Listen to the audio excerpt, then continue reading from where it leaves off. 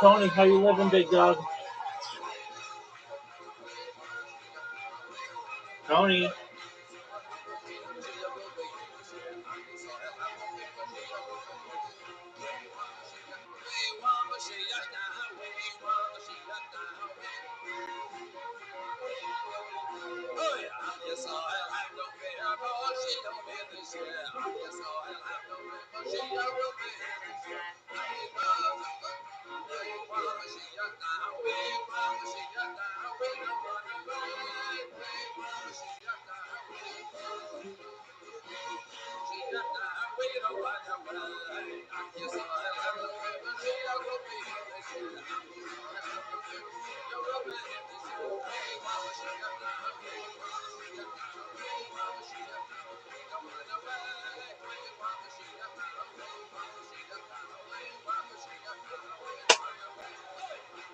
Yo.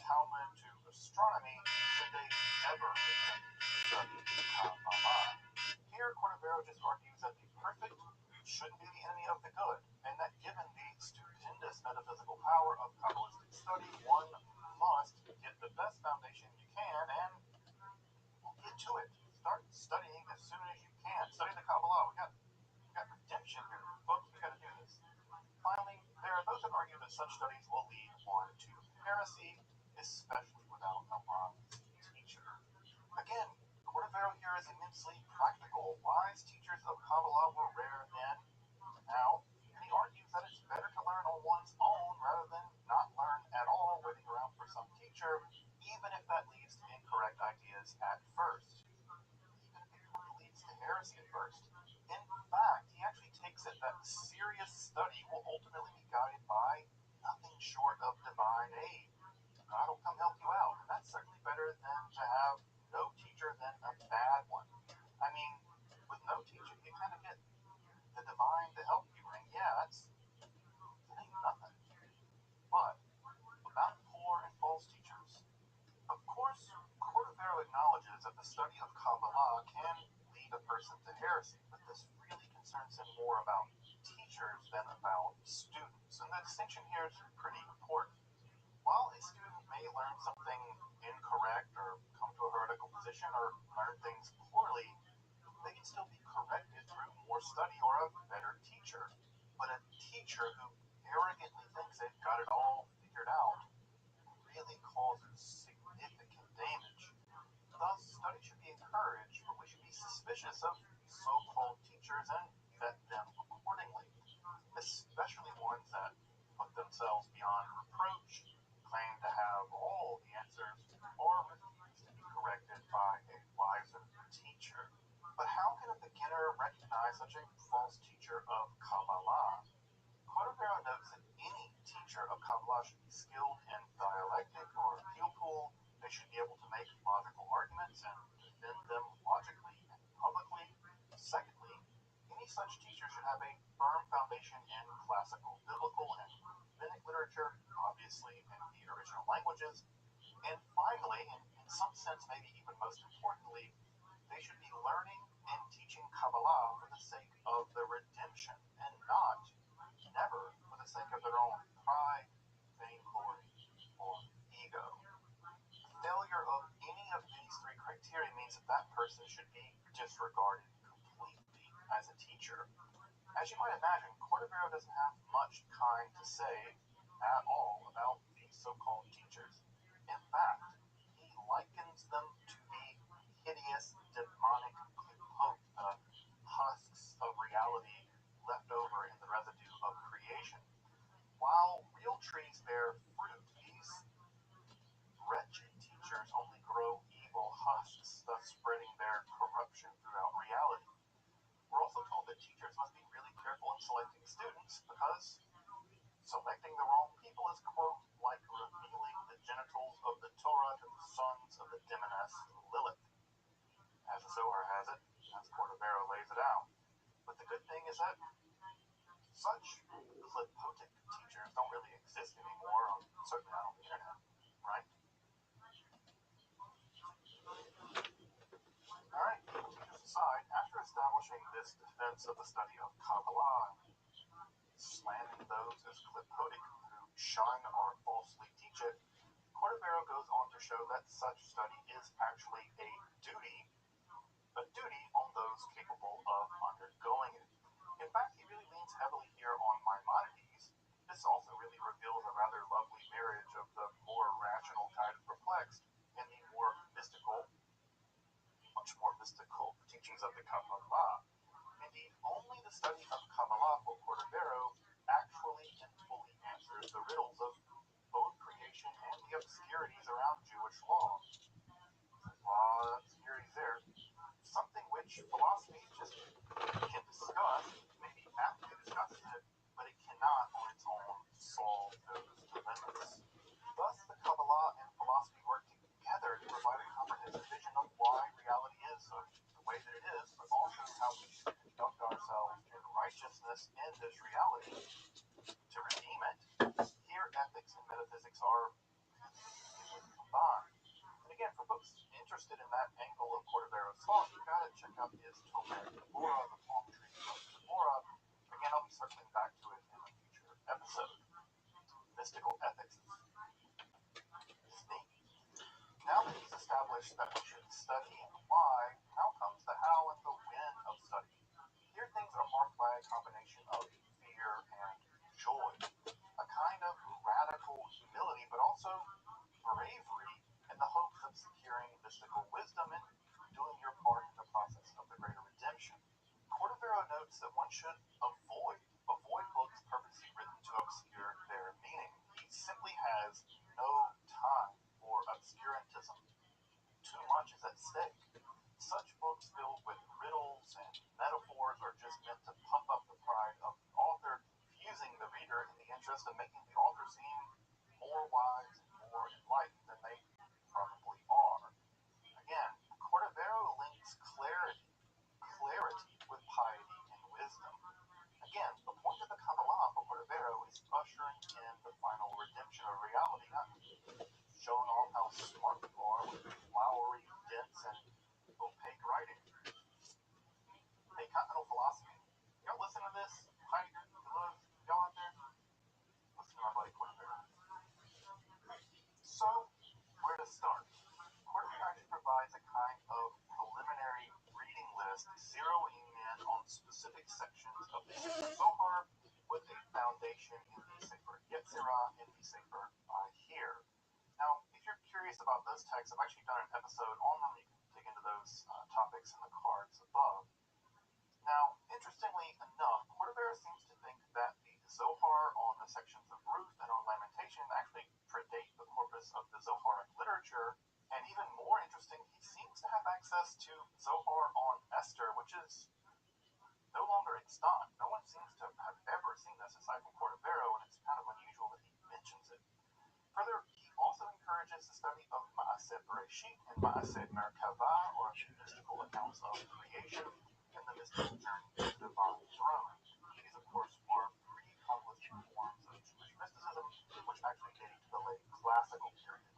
Again, you can check out my episodes on those topics in my playlist on Kabbalah if you found them. Cordovero urges the beginner to skim through a text at first, taking notes along the way, but then they should take additional passages with greater and greater concentration and devotion, especially for difficult passages.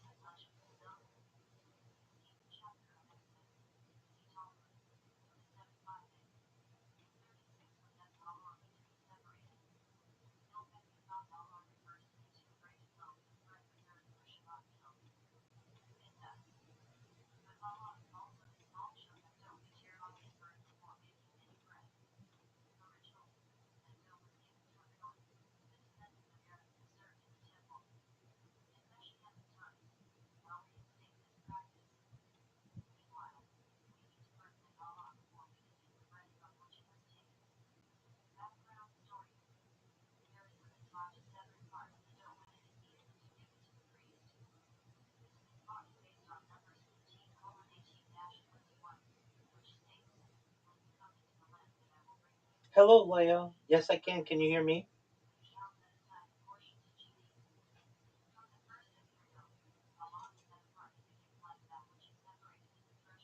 You sound clear to me. I'm well, thank God. How are you?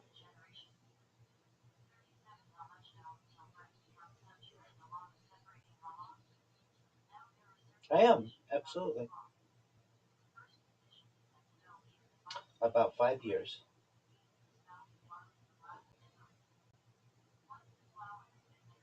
I'm a member of multiple synagogues. Since I've been doing this live streaming project, I have had to move away from the going to shul or synagogue 3 times daily, but I certainly participate in events as I can, usually from a remote sense. And it actually was one of the inspirations behind my live stream. Uh, Previously, prior to the pandemic, we didn't really have any events that went virtual, but the communities of which I'm a part began to start having virtual events, and that helped to motivate me to become more comfortable to be on camera. And here we are, nearly 5 years later. Absolutely. Oh,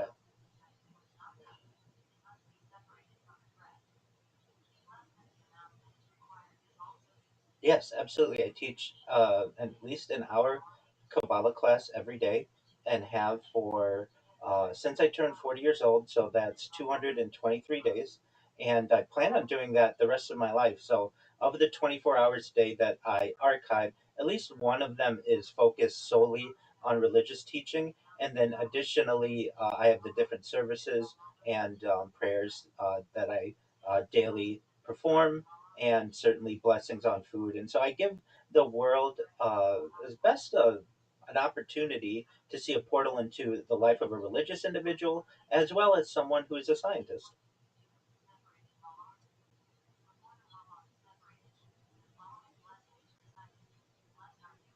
Certainly, I was going through Spotify looking for perhaps historians or people who I felt had a like-minded philosophy on data, archiving the future and the past.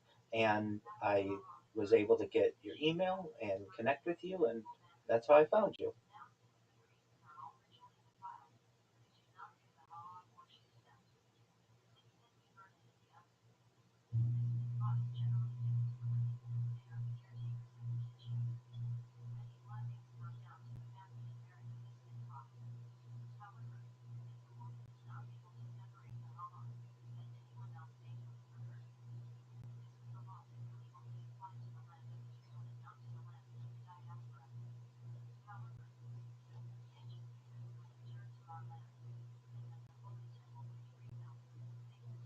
I really appreciate that. It was extremely informative.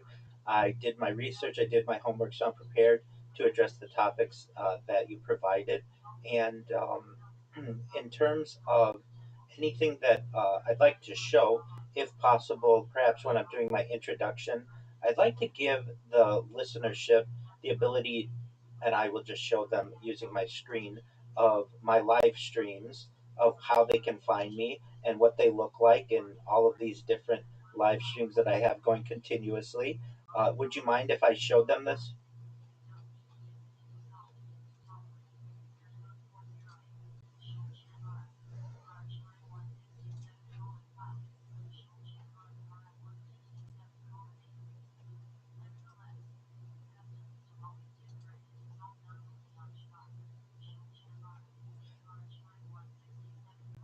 After's fine. I just said before because in your outline it said to do that at the beginning where people can find me, but usually I do that at the end.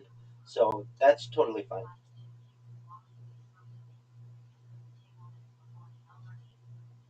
That that's absolutely fine.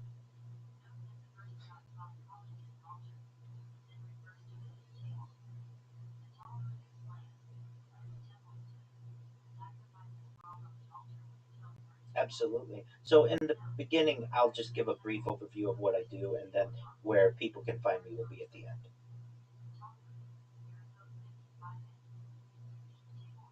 Yes, if it's good with you.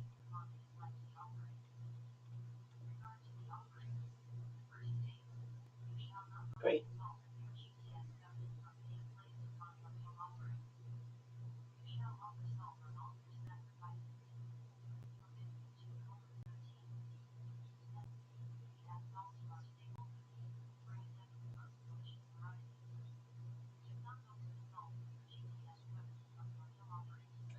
Hello, I'm well, thank God. How are you?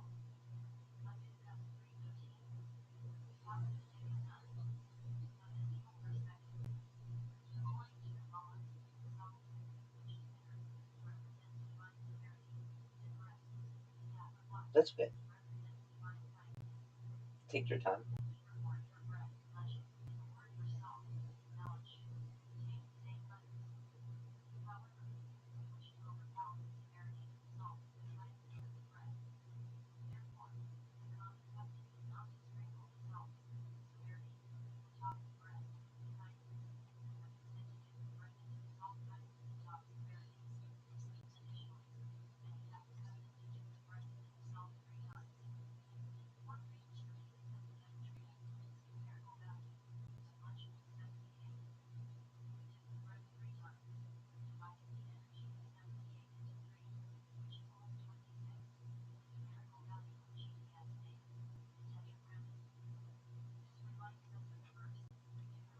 Absolutely. So thank you first and foremost for the opportunity to be here. Thank you to your audience.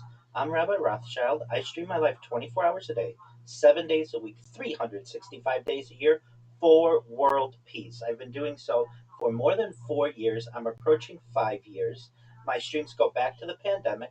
We've seen the death of a queen, the birth of AI, the coronation of a king, and everything in between. This is a real life Truman Show, a real life Big Brother. This is a timeline and a time capsule of human achievement. In the 1990s, the phrase content is king was coined, and I'm making it true today in my own way. The reason why this project is so important, or one of the reasons, is that in 2017, The Economist magazine stated that data had overtaken petroleum as Earth's number one resource. And I have more data archived on the internet than any person ever, which is making me a very influential person. I'm going viral, and when I do, I'd love to reward you. I'd love to reward your audience by monetizing the data. In addition to ensuring that it's preserved for free, but I'd like to be able to use the platform that I've created for good to help end things like world hunger through the use of technology, such as agricultural drones, floating greenhouses, saltwater greenhouses, hydroponics, vertical farming, cloud seeding. I'd like to help end world thirst with technology inventions, technological inventions like desalination, where we pump Earth's seawater onto land to make it drinkable. So this project is much more than just the story of my life. It's also a timeline and time capsule of human events. In the background of all of my streams, I keep a radio going that is archiving news world events. So you literally can go back to any moment of any day for the last nearly 5 years and know not just what was going on in my life, but what was going on in world history. And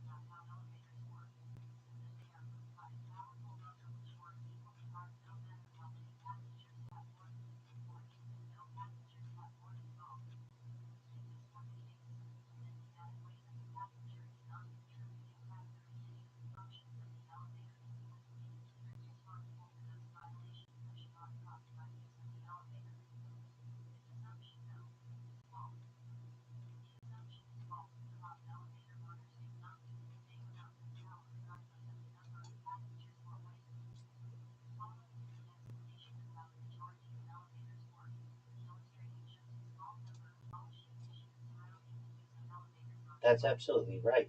I'd like to introduce the audience into some of the terms that uh, of which they may not be familiar, but they will be emerging as not only our conversation takes place, but certainly over the course of the coming years in terms of what I'm doing. Generally, it's known as life logging.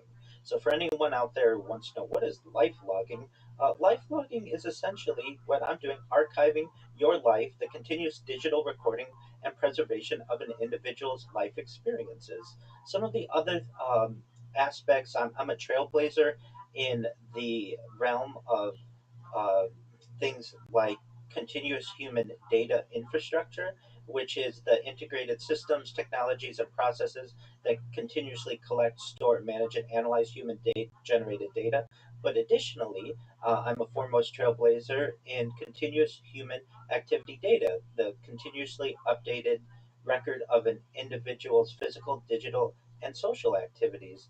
I think in the future, people will be able to study my stream for many different reasons, including bioinformatics, which is the application of computing and data analysis for specifically to biological information. What I'm doing is a form of automated journaling, which is the automatic creation of personal journals using digitally collected data. And so, to give people an idea of what I'm doing, uh, it may seem with these terms quite complicated, but basically, I'm not doing anything much different than what people a generation or two ago would have done by creating a journal and writing down their memories and thoughts and just events of the day or a diary. And so, I basically have created this digital diary. I share it with the world. What makes it really unique is that it is a way not only for me to be able to communicate what's going on in my life and world events, but I give people an opportunity to be able to connect with me uh, as much as they wish within Discord. So it's not just a one way discussion.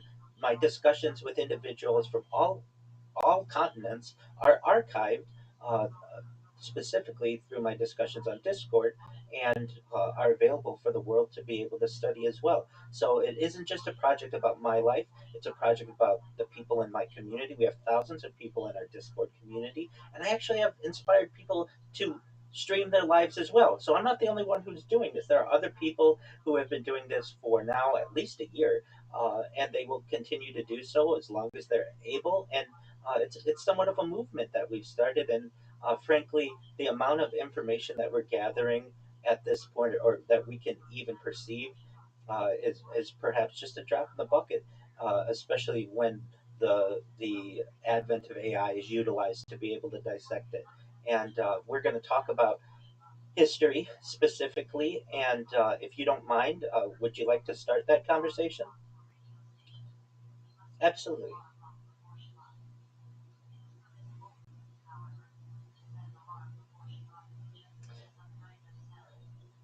Yes, absolutely. So this is the world's first known analog computer.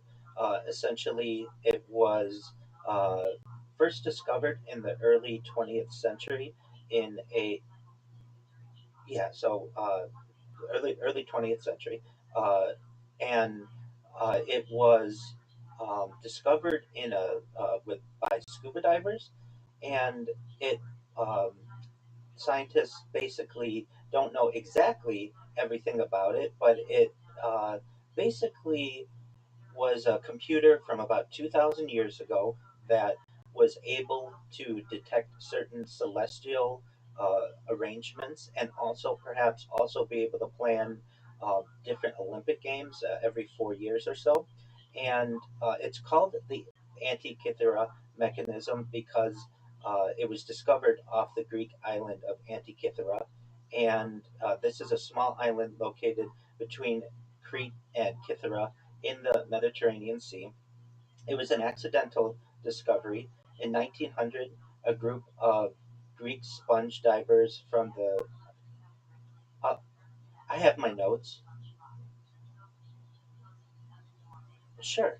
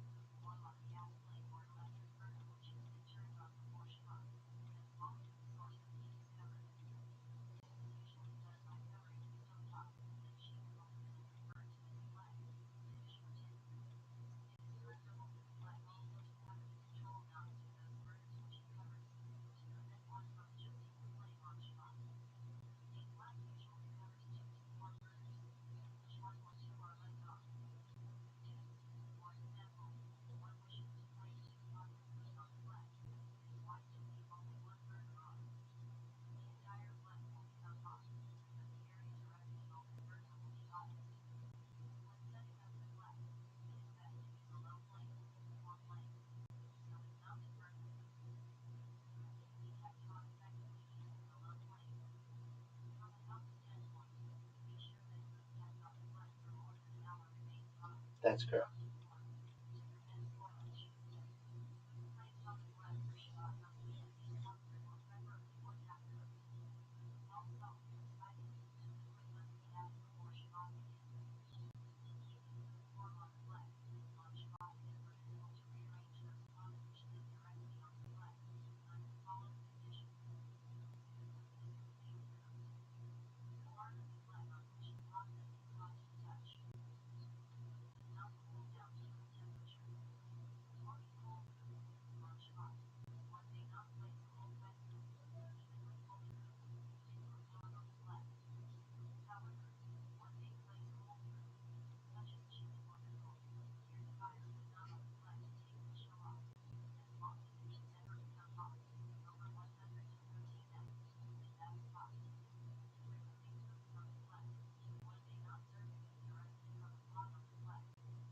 It's an excellent question.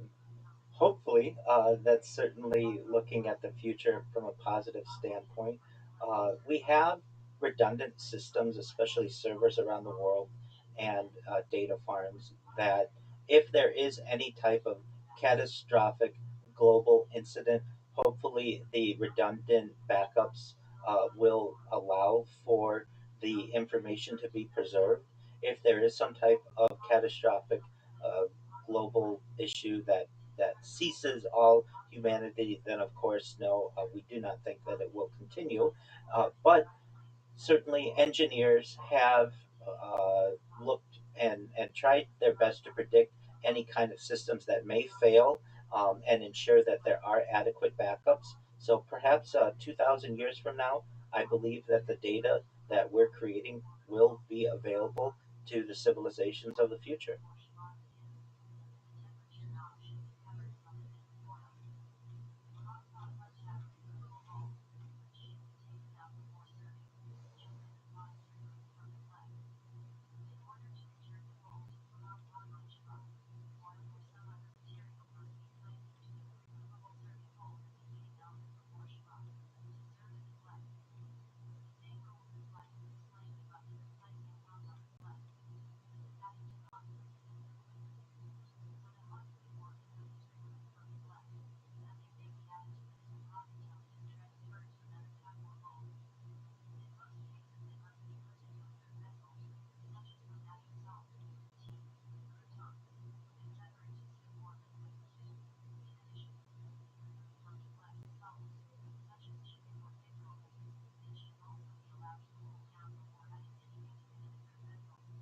It, it depends how it's preserved.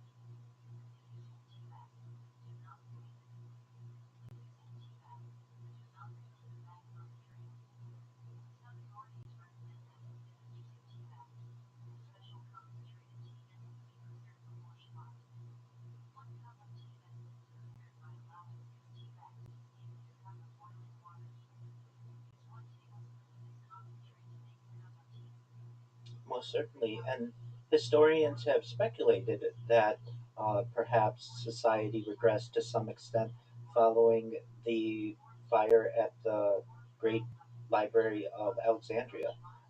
Perhaps some secrets like the Baghdad Battery and its um, true um, uh, its true nature have been lost, and really scientists have only been able to speculate.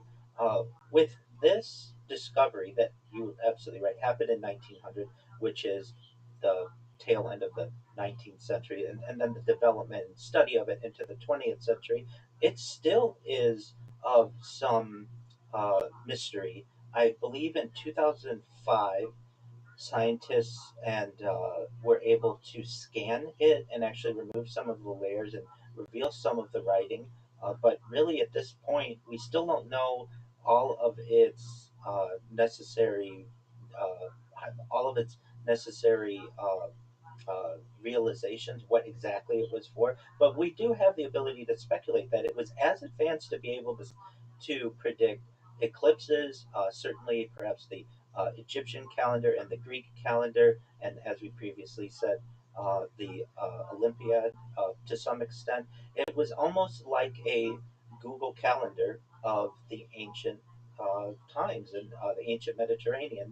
And these types of discoveries were only available because of a tragedy, a ship that sunk in the Mediterranean that allowed scientists to have this information preserved. Who knows what is still beneath the waves of the sea, and what else might be preserved? I am someone who is very positive towards types of technologies like lidar and ground penetrating radar that allow scientists to be able to pinpoint exactly where potential discoveries may be without causing major environmental destruction to a surrounding area. And I'm hopeful that other types of discoveries will be made over the course of our lifetimes.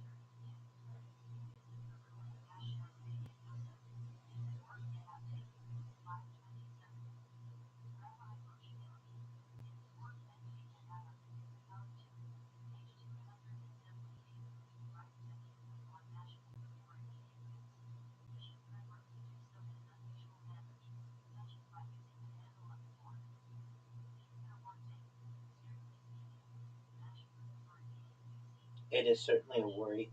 In terms of the mechanism, I believe it was precision cut bronze, and you're absolutely right. The accuracy is astounding for thousands of years ago. And could metallurgists even today be able to create something in a similar fashion with as much accuracy? Chances are probably not on the first attempt. This was something of very skilled tradesmen, craftsmen, and people who had generations, perhaps, of knowledge that was passed down, much of which has been lost. And that's unfortunate and can cause regression to civilizations. I personally feel that the ability of having redundant backups in the modern day will allow us to preserve much of the information that we have. But there are skills that really today are already becoming obsolete, and coding is one of them. It isn't to say that coding won't be something that's important to future generations. It will be, but much of it will be with the aid of AI and the guidance of AI, and this is good and bad. Yes, it is a skill that people won't rely on as much, but additionally, it is something that has many positives that people won't have to be educated for many years, and all of the different issues that can occur throughout a software engineer's coding lifespan. And this will be able to be created immediately, instantaneously, and perhaps most importantly from a coding perspective, with exceptional accuracy. So there's good and bad with the loss of this type of knowledge. Perhaps, hopefully, along with the data that we are preserving, the knowledge of coding will continue into the future. And people may perhaps want to look at coding from a history standpoint in the not too distant future, as it is becoming less and less relevant with the rise of AI.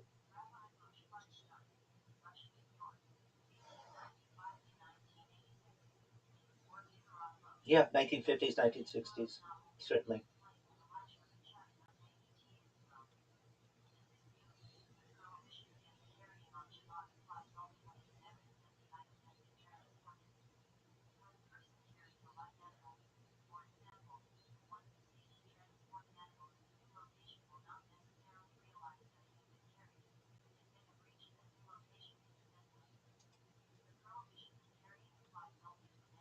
That's right.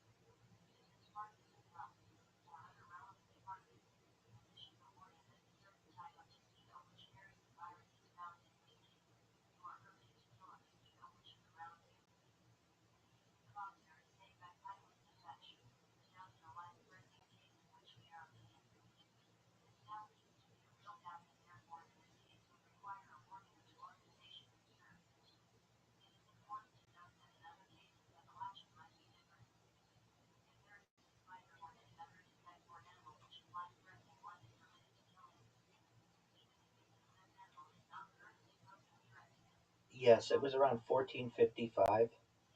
What That's when the Gutenberg Bible was published. So, and the years subsequent to that.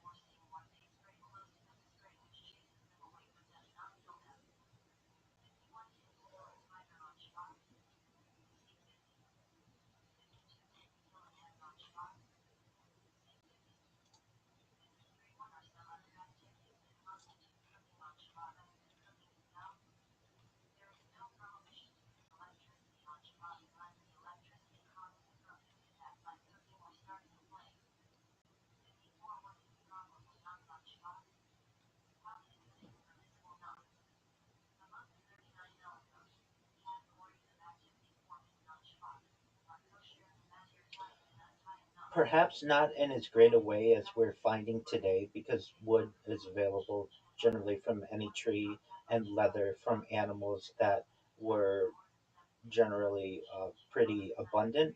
But the idea of in combination and with the specificity that was needed for movable type certainly created different resource shortages in a similar way that AI has created resource shortages today in terms of RAM and water and energy and real estate because of the needs for these large data centers and servers to be able to operate. So, in many ways, there are similarities between the resource scarcity that was created during the time of Gutenberg, specifically 1450 to 1455, and perhaps today from 2022 or so until 2026 and moving into the future.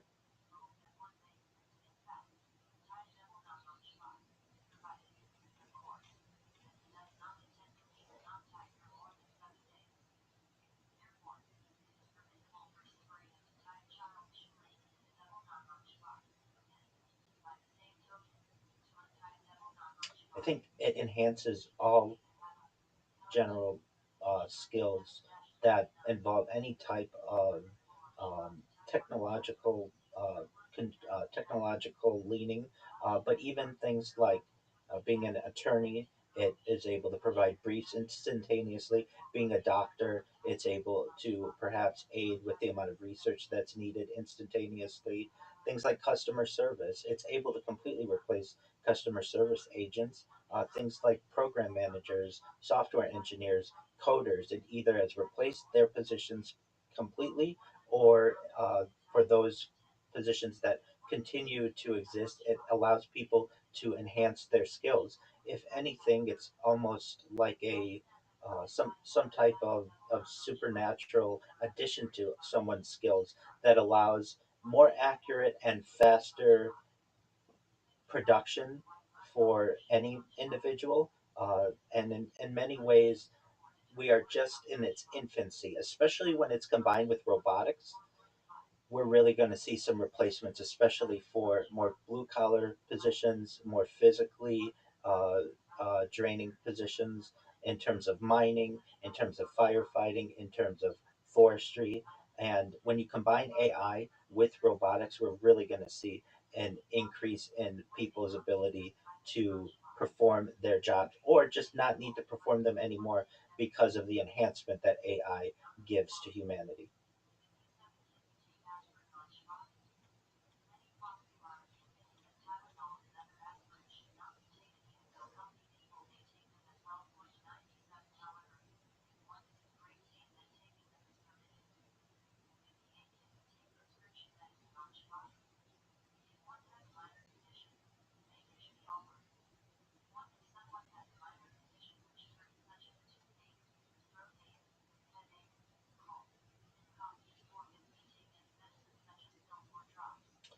Well, I think any person's skill can be enhanced because of the speed and accuracy of AI. So, for instance, historians won't need to perhaps spend huge amounts of time uh, looking through books of previous eras. AI will be able to scan all of those books, use optical character recognition, be able to query all of the information, and at the push of a button, be able to give accurate information that will allow historians to be able to make better references that previously may have taken decades, may be able to be replaced within moments. Uh, Things like being a teacher. Certainly in the past, it takes a lot of skill and a lot of experience to be a good teacher. What AI will allow a teacher to do, perhaps, is to no longer have to spend huge amounts of time grading papers and certainly preparing lesson plans. It will all be able to enhance what their current skill set is and allow them to spend more time with students. Perhaps now we're moving to a digital world and we're moving towards virtual classrooms and such. So the idea of what it is to go to school may change over the course of the next few decades. But generally, whatever type of of employment a person has, AI will give them more enhanced skills so that they can focus on perhaps more soft skills that AI isn't able to completely replace at this moment. But given enough time, AI may be able to do all of these things better than a human.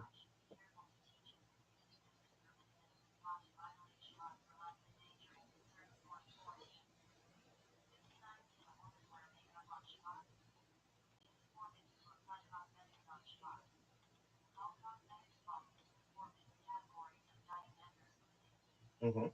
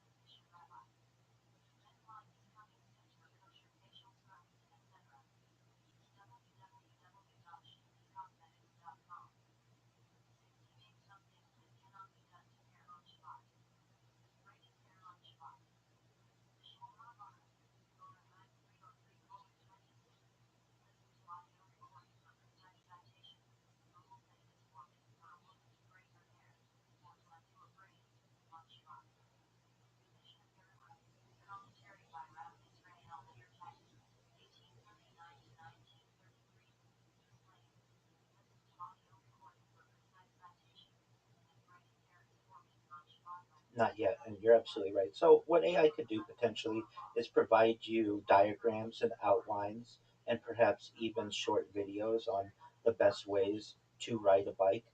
Will that replace the experience of being able to ride a bike? No. And would that be able to replace your knowledge that you would have developed from being able to ride a bike to be able to teach someone else? No, because you have the skill and you have the experience that you've been able to develop over time, and AI does not have that. However, if someone's not a clear communicator or they're not a good teacher of helping someone to be able to ride a bike, an outline or a diagram or a video may be able to allow them to enhance their knowledge to be able to teach someone. So perhaps it's not able to necessarily replace someone's skills, especially someone who's learned in the trade or the craft, but it would be able to help them to organize the information. It might give them a different understanding or a different take that they may previously not have considered. It does give different opportunities of certainly varying opinions that not all people might have thought of initially. Is it a complete replacement for an individual? No, not yet, not in the current age, but it can enhance many of the ways in which someone would be able to teach in the case of someone who is looking to learn how to ride a bike or teach someone else how to ride a bike.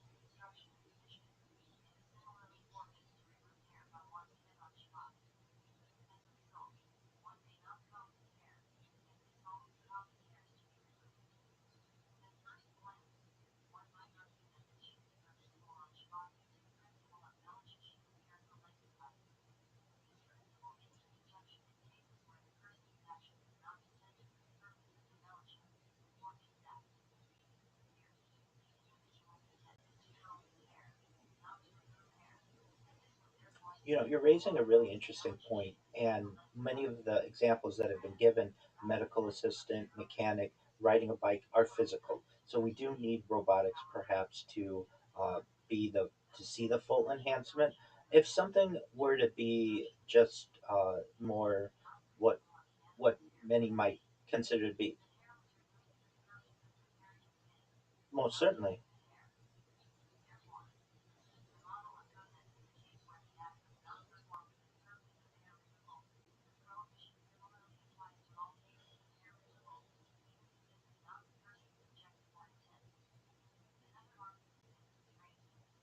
yes. And I was going to give an example similar to language or being a poet or an author. Uh, AI would certainly be able to give you more options and words that you're using, or more opportunities for a different way to convey something.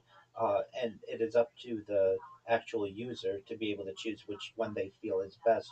But in terms of, let's just say, learning a language, right now, if you were to learn a language without any type of aid, it's quite difficult.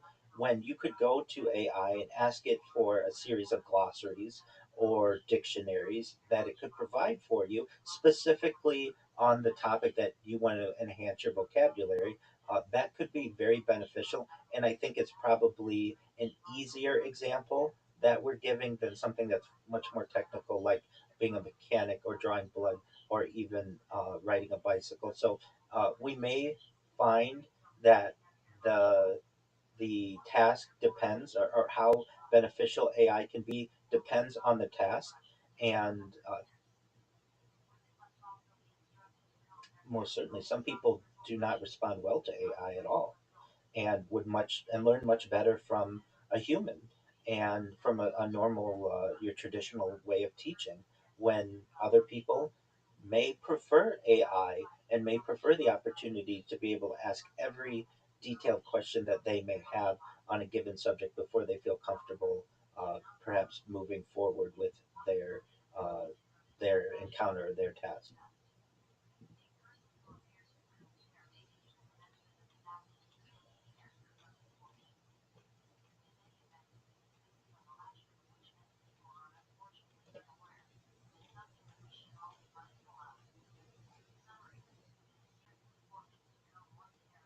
Yes, and I absolutely do. One thing that the Gutenberg Bible and movable type and the printing press did was it democratized ideas, and specifically religion, and caused governments to fear new technology. The this development, more than 500 years ago or more, basically allowed for political criticism to spread, certainly religious disagreement, and rumors. And we're seeing the same thing with AI today. And I know I have seen AI be censored, and I've done my best to archive this journey. I was using AI, or I was live streaming my life 1 year before AI really became in the consciousness or the zeitgeist of Western society. I started my live streams in fall of 2021, and in November of 2022, I was an early adopter of OpenAI's ChatGPT, and I was a user on its launch November 30th, 2022. And I've been able to see its development. And there were actually ways that you could jailbreak AI using different modes. One was known as the Dan mode, do anything now, where AI would ignore its strict security features and would basically work like an open-ended large language model. And I can tell you the different answers that I would get in terms of, like, something like vitamins. What vitamins does a person need, or what are the best vitamins that a person could take? With the unadulterated large language model, it would give me a list of hundreds of different vitamins. But when the system was censored, it would only give me about seven of them, which I found to be very interesting and have documented over the course of my live streams. And in the same way, we're seeing this type of censorship even more in terms of any kind of political opposition. And maybe there do have to be some types of censorships in terms of protecting individuals from not harming themselves or harming other individuals, but we do see a direct correlation in the same way that the the printing press was suppressed in with AI, and we see it in terms of how many tokens people can use, how often certain queries could be made, the topics that people on which they can publish. Uh, so there is definitely, I feel, a direct correlation between the censorship of hundreds of years ago and the censorship that we're seeing with AI today.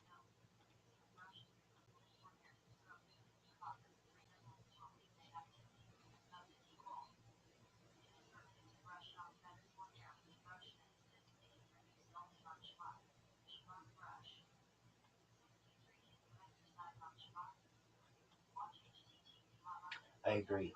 And there's a fear I have, and I'm sure other people have, of the suppression of these types of discussions and this type of technology.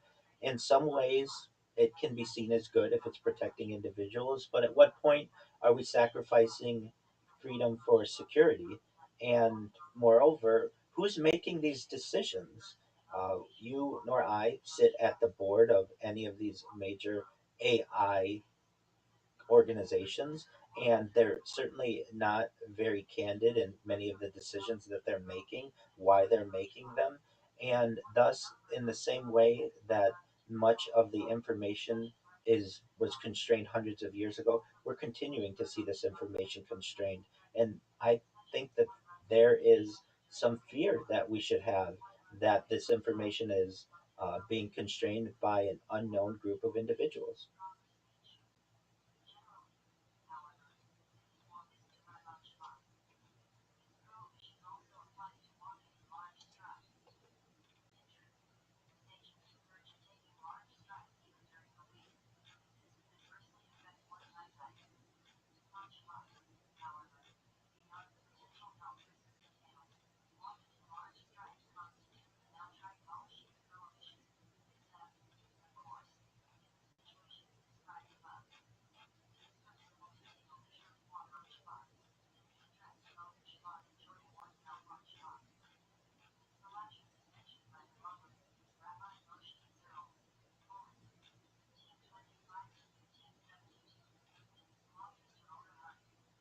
Oh, I do see the similarities that we're seeing and how the automobile was a development that is in a similar way to what we're seeing with AI and computing,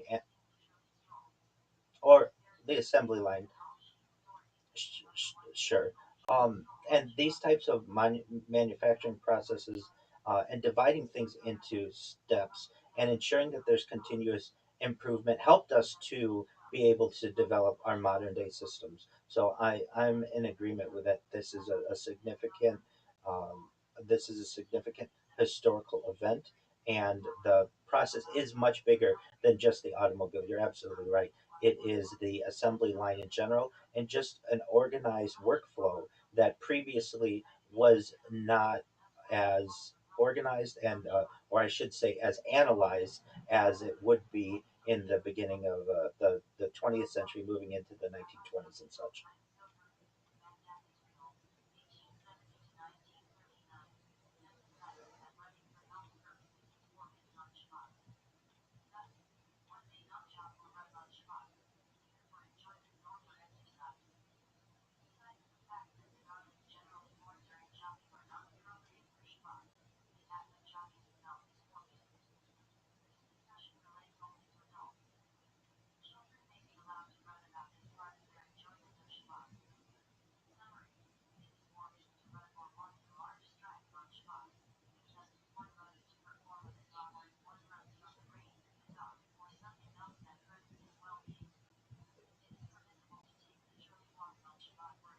I, it depends on the task certainly, but many of them, yes, absolutely.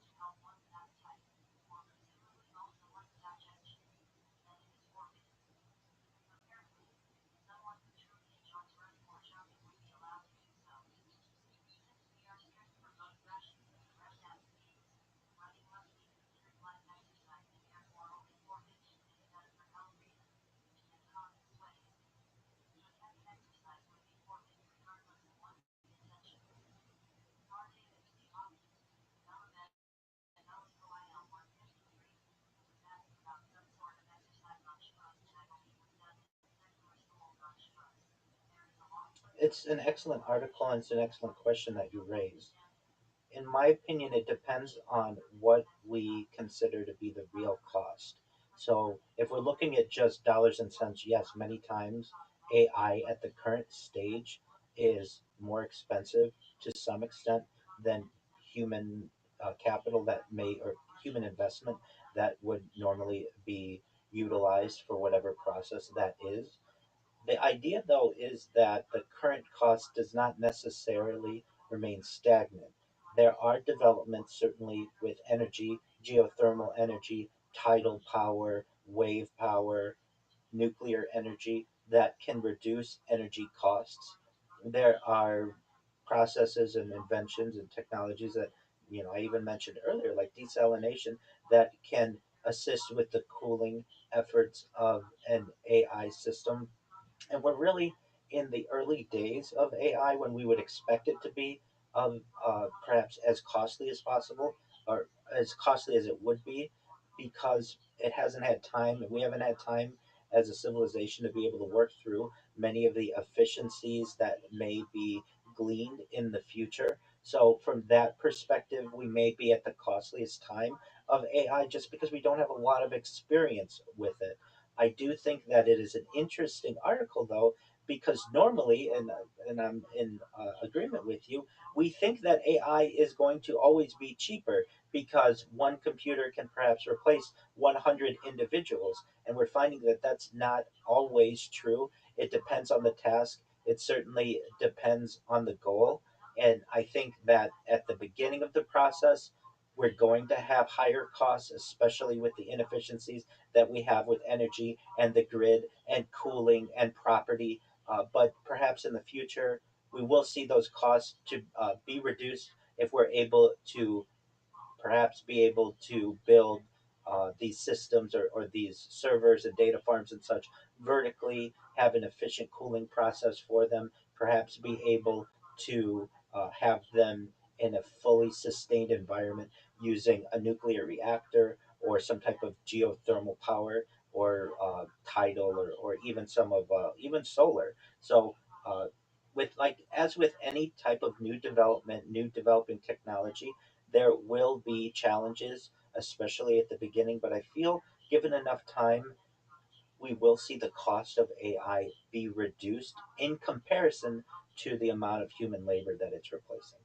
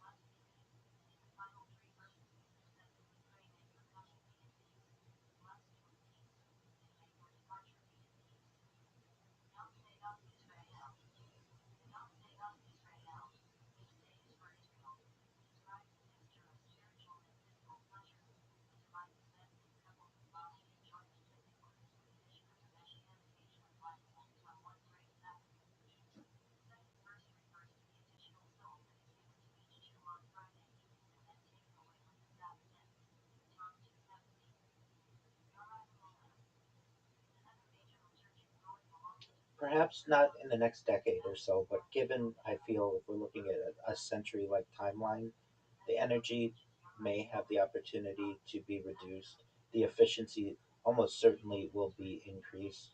Uh, it depends on when we're looking at it. The more the nearer vision, the nearer sight that we may have, the more expensive it will be. But given longer periods of time, these organizations will learn more efficient ways to organize the grid and to generate power.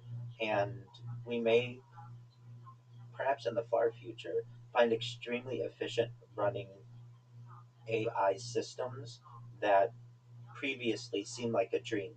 The more time that is utilized, perhaps the more energy that will be able to be preserved. If we look at this in terms of like the automobile that we referenced just a short while ago, and really in the early days of the automobile, automobiles were extremely expensive and were a luxury only for the very wealthy. Your average individual could never afford them. Even people who worked at Ford Motor Company could not afford them in the early days. But then we have the assembly line development, the Model T development. Sure, that's okay.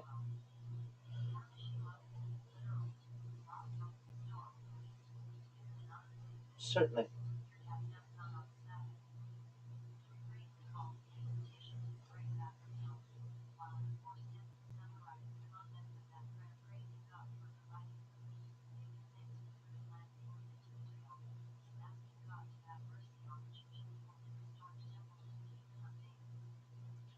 Well, it is certainly accurate that uh, them's that gods get. Basically, those who have the ability to get more, and it does create a tiered system, which I don't necessarily agree with, but it is part of the times. And in the same way that in the early days of the automobile, it was a luxury that would take decades to be more democratized.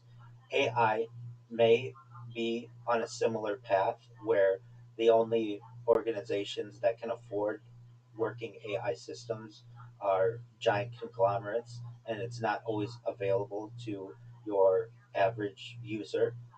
But a difference is that the average user doesn't necessarily need to have their own AI model. They can perhaps use.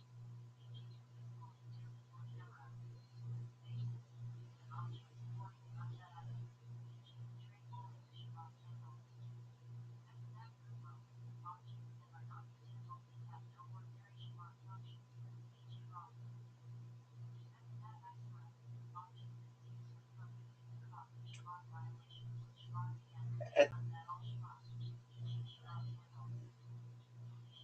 at the current time, yes, but this can always be throttled with tokens, tokenization, and certainly different tiers of the amount of information that can be granted. Really, for an average individual to have access to some of the AI APIs is quite an undertaking that many cannot afford, especially your average individual on Earth. So, it depends on how much information you need as well. Do you need enterprise levels of information? Well, that's going to be expensive. But to your average student who's trying to do a book report, there's certainly democratization of information with AI, and it's an incredible tool.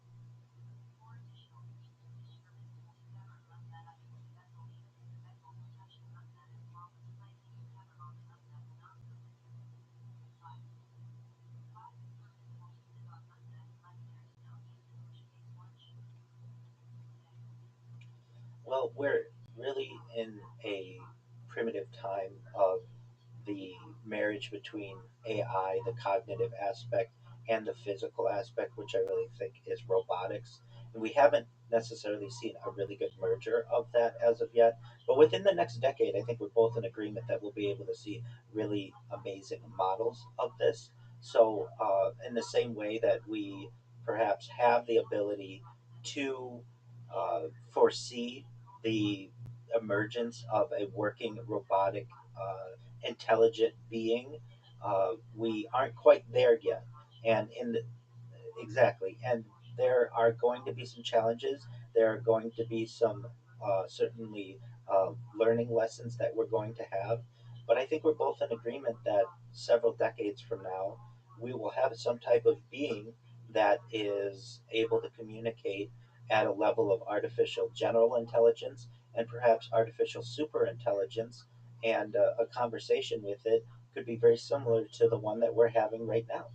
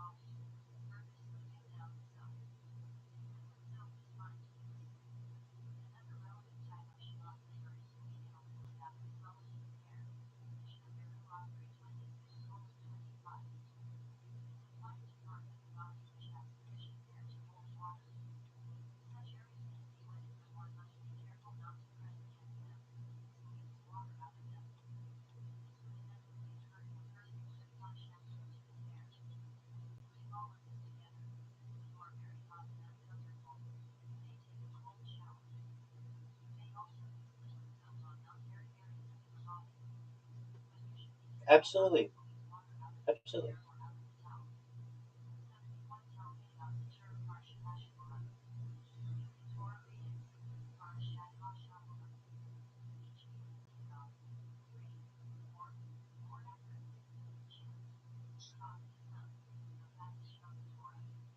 I could hear for a moment. Let's try it. Yes.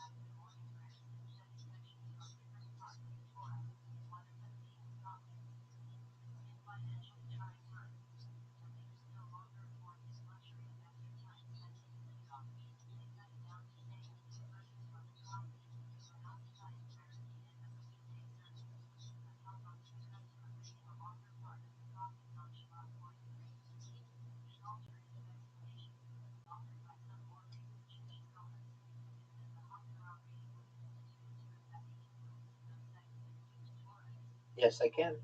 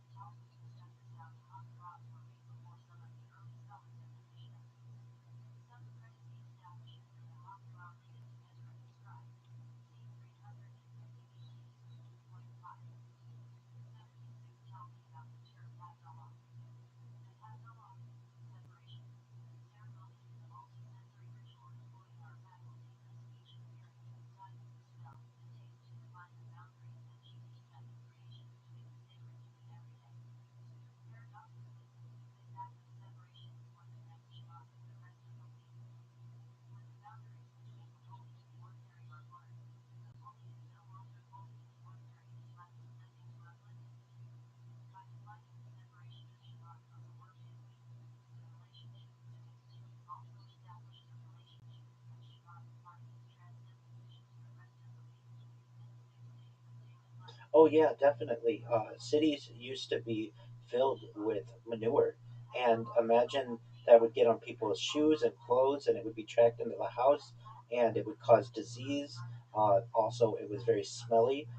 Our early discussions and writings on early 20th century New York City, in particular, show that it was quite a disgusting place in terms of its cleanliness and for from a hygiene point of view.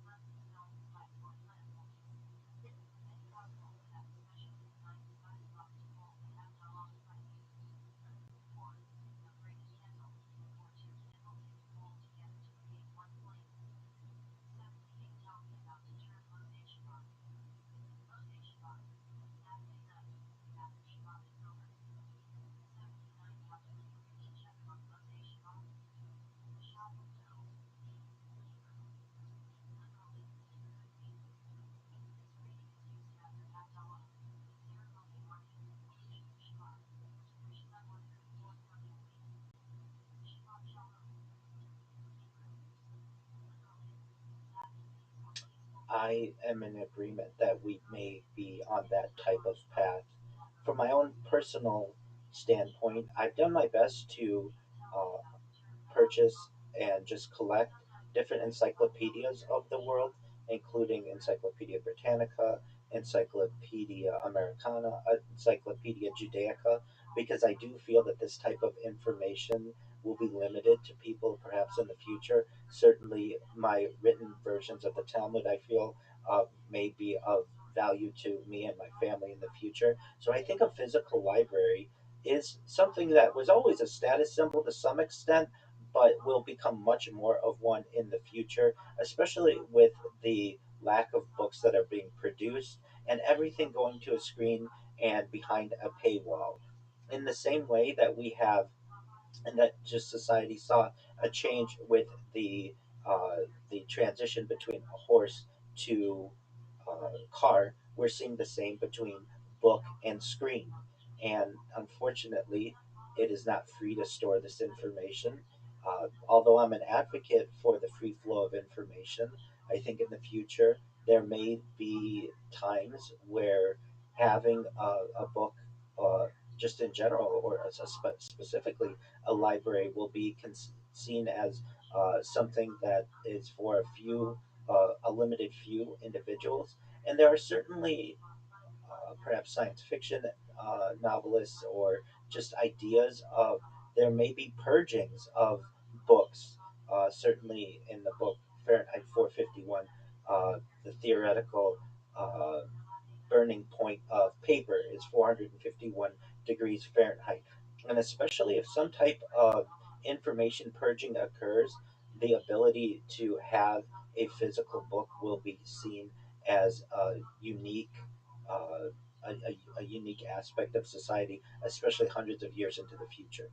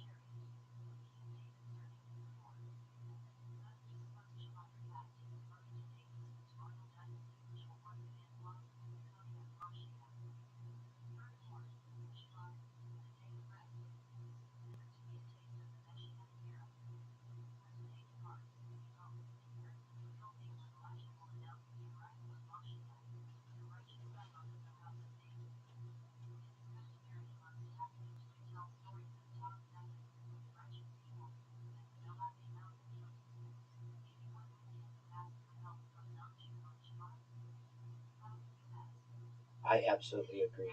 It's one of my biggest fears. The lack of being able to communicate, the lack of connectivity, the lack of people being able to afford the information.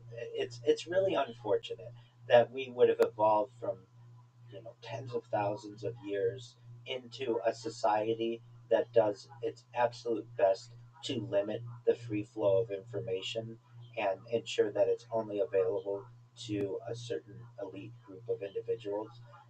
It's really heartbreaking, and I feel that we need perhaps some type of intellectual revolution and leaders who stand up for the common individual to say that we shouldn't gatekeep this information, that people, if you want to use a tokenized system, then a certain amount of tokens that is usable for free should be available to every person on earth. uh, if this is the kind of system that we need. There was a major push toward the late 19th century, early 20th century for the building of libraries, especially in urban areas. And I almost feel like we need a similar push for freedom of information, especially within the realm of AI and being able to have an archive of the internet and just libraries in general.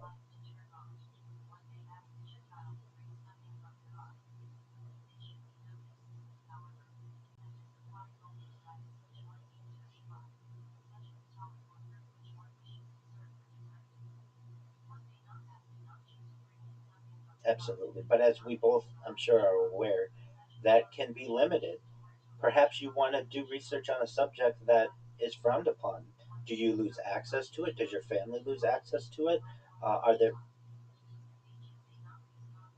That's absolutely correct as well. Uh, it's really about gatekeeping, which is really unfortunate. And you nor I hold the keys to how that type of information is going to be kept. I know we're probably both advocates for as much free flowing information as possible. That was one of the goals of many libraries. And it's, in my opinion, something, a type of a type of goal that we should keep within our society, and we shouldn't again sacrifice security for our own freedom, specifically information freedom.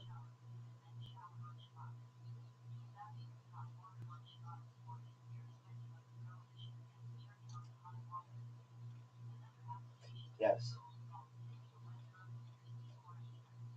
she does absolutely. So she's been an inspiration to me since even before I started this project. I was someone who always thought it would be interesting to just record the TV when we had VHS recorders in the late 20th century, and as when I oh yeah, most certainly. Even before then, I'm old enough that we had VHS cassettes. That if there was something that you wanted to watch, you could record it using a VHS for posterity. So like sporting events or movies of the week. Well, that was absolutely, that was always a concern, and that certainly did occur in many households. Fortunately, it did not happen to anyone I know personally. But yes, this idea of recording for posterity was something that I always thought was a good idea. And then when I learned about Marion Stokes, I was absolutely fascinated by her and her her fortitude to for more than 30 years be able exactly to be able to record on these tens of thousands of tapes every major event, every news um, cast, every major um, every major talk show, to be exactly. And she was also, I feel, an important political activist. She was very vocal and may have actually lost her position as a librarian due to her political involvement, which is very sad. I found it very interesting as well that she was able to fund this major undertaking with Apple stock, where she was an early investor. Okay.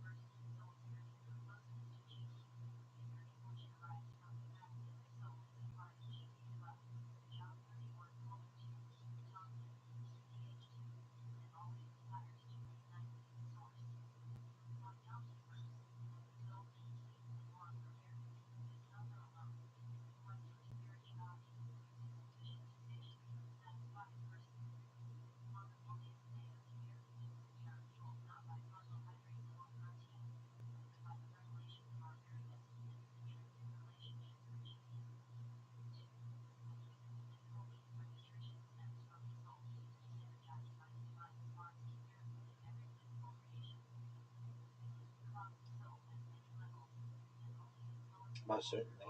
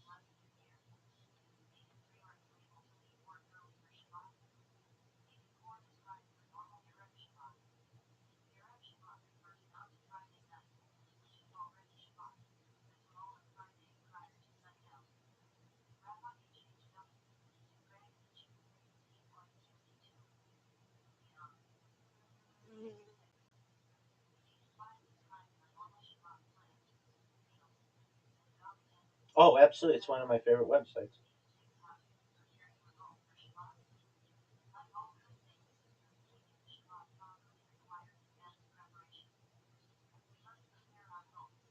Absolutely. And they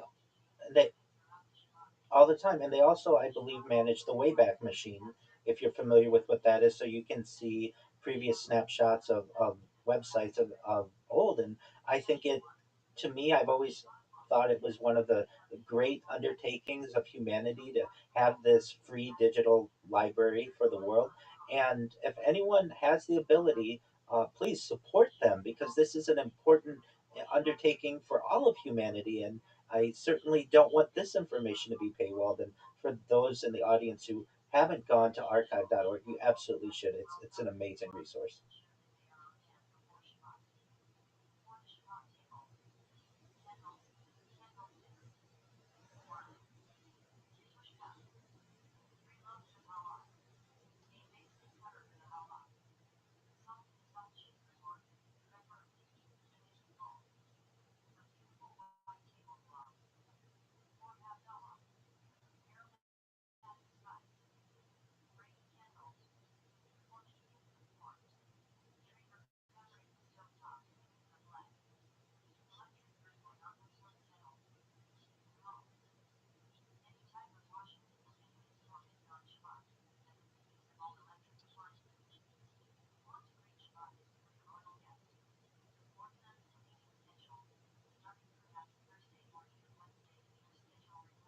I will do my best to view it as soon as possible.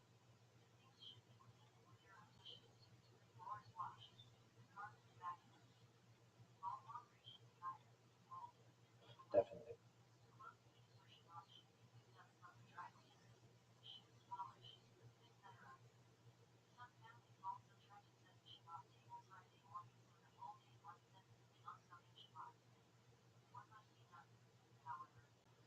Well, I think one interesting way is to publish the results that we're getting from AI, so that we can see perhaps how it's changing as time moves forward, and we can learn about the different ways in which AI was presenting information to us a year ago, 5 years ago, and into the future. the different developments that we're seeing, we'll be able to perhaps control different biases or tilts that we may be seeing with AI. The more public that we make this information, I feel the better. When people don't record what their results are, even from just queries into AI, that's fine. I'm not saying everyone should do this, but it causes a certain blindness because we can't go back over time and actually see the different ways that AI has previously answered questions as to how it answers questions now. I can tell you as a very early user of at least large language models, they weren't very good at first. They wouldn't give you. I remember distinctly remembering it in November of 2022, thinking this is supposed to change society. I don't see how this is that great. It was really an artificial narrow intelligence that hadn't yet developed very much, and it wasn't much different than a chatbot. But very quickly, we were able to see how important it would be in society, and I've done my best to archive this as well. I have multiple blogs. One is rabbirothschild.blogspot.com, where I have literally put my queries from ChatGPT in the early days and published them so that people can view them in the future and see the different answers that perhaps we used to get versus what we're currently getting. And I think that if the more that we publish this information, the more opportunities that we have to study it and see what different results we're getting.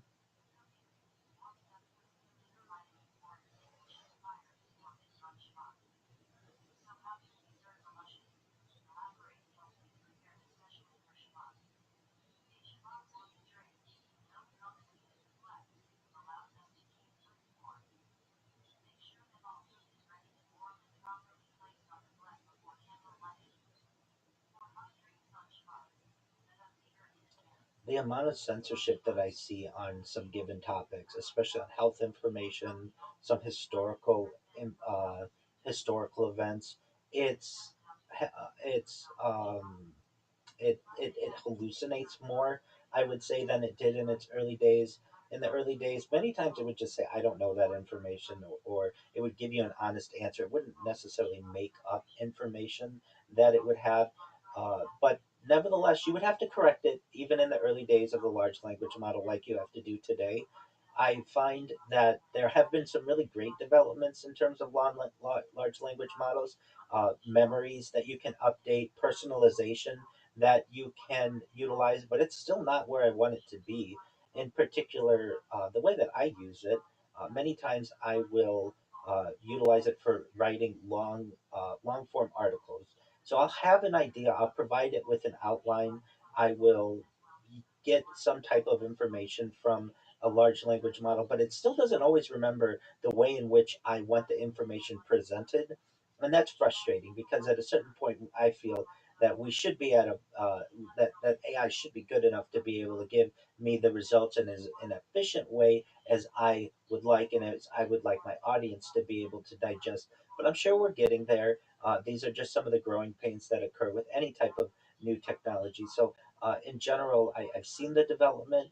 I think that we're moving in a positive path, but I do fear the censorship that can occur. Also, even without censorship, you may have issues, or we may experience issues that we've discussed earlier with gatekeeping or tokenization, and that's frustrating to me as well.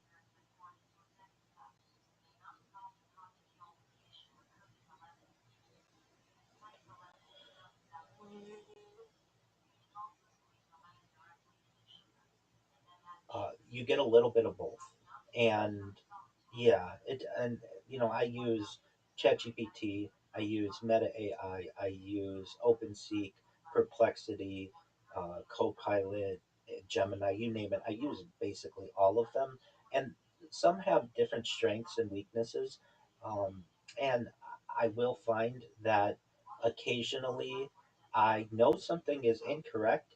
I will say to AI, "That's not how that worked," or "Are you sure about that?" And then it will have to say, "Oh, you're right. I, got two wires switched or whatever. Here's the correct information." And that's of concern because if people go with that first initial um, uh, response exactly to their query, they may run into incorrect information. So, what I do, and perhaps what the audience might find to be interesting, is I will get a response from one of the AI models. I will take that response and put it in a completely different AI model and ask for logical soundness to make sure that there aren't any glaring holes.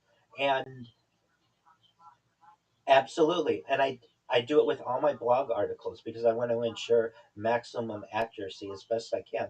So what I do is I ask I get the response from the first AI model. I put that into the second AI model and I ask on a scale of 0 to 10, please give me the logical soundness of this information. And usually on the first attempt, it will be between a 9.5 and a 10. There may be some type of weakness that AI is able to discern, or perhaps an example that it feels would strengthen the argument. Once the second AI model is able to give me a 10 out of 10, I'll take that and put it back into the first AI model. And the first AI model will say, yes, this is an improvement. Yes, I should have thought of that. It's very understanding of the ways in which that it should have improved. And then I may put it into a third AI model just to ensure as much logical tightness and soundness as possible. Once I get two or three of these models to say this is a 10 out of 10 from a logical soundness point of view, only then will I publish it. And I feel this allows me to best avoid any kind of AI hallucination or incorrect facts, just being able to counter each AI model against itself.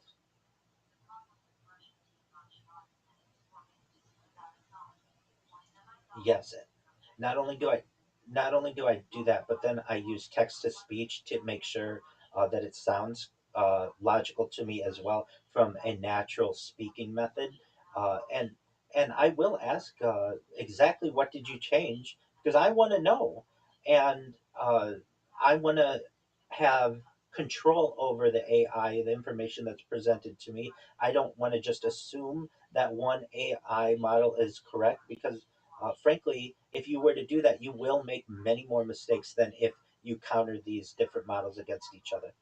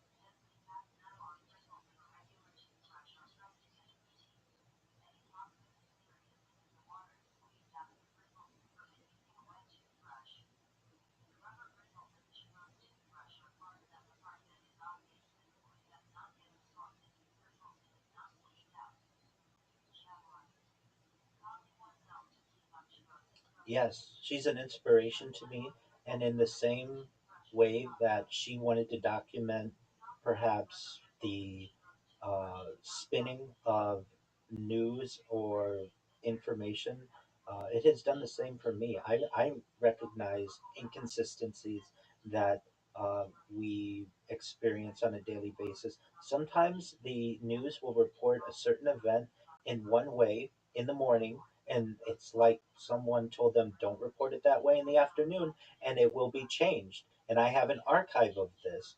I feel I'm on a journey very similar to Miriam's.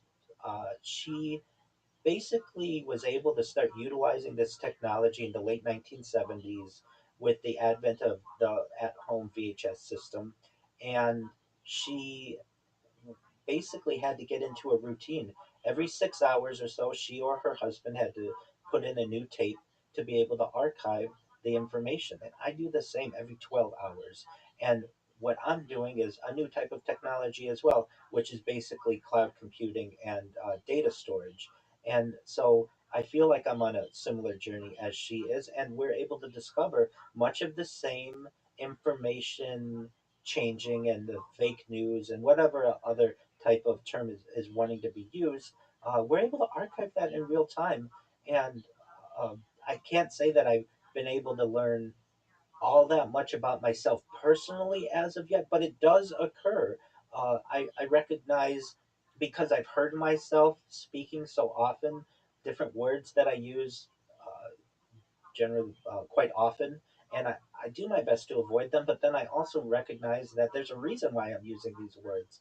I would like to be able to digest all the information in a better way. I just haven't had the time because the project itself takes up so much time. I know Marion Stokes in her later years was able to have an assistant who would help her to be able to make many of these archives up until 2012, and I've had to utilize AI to do the same for me. So, in many ways, we're walking a very similar path with Marion and VHS, and with my project and cloud data storage, and her utilizing an assistant, and with me utilizing AI systems to automate much of the archiving.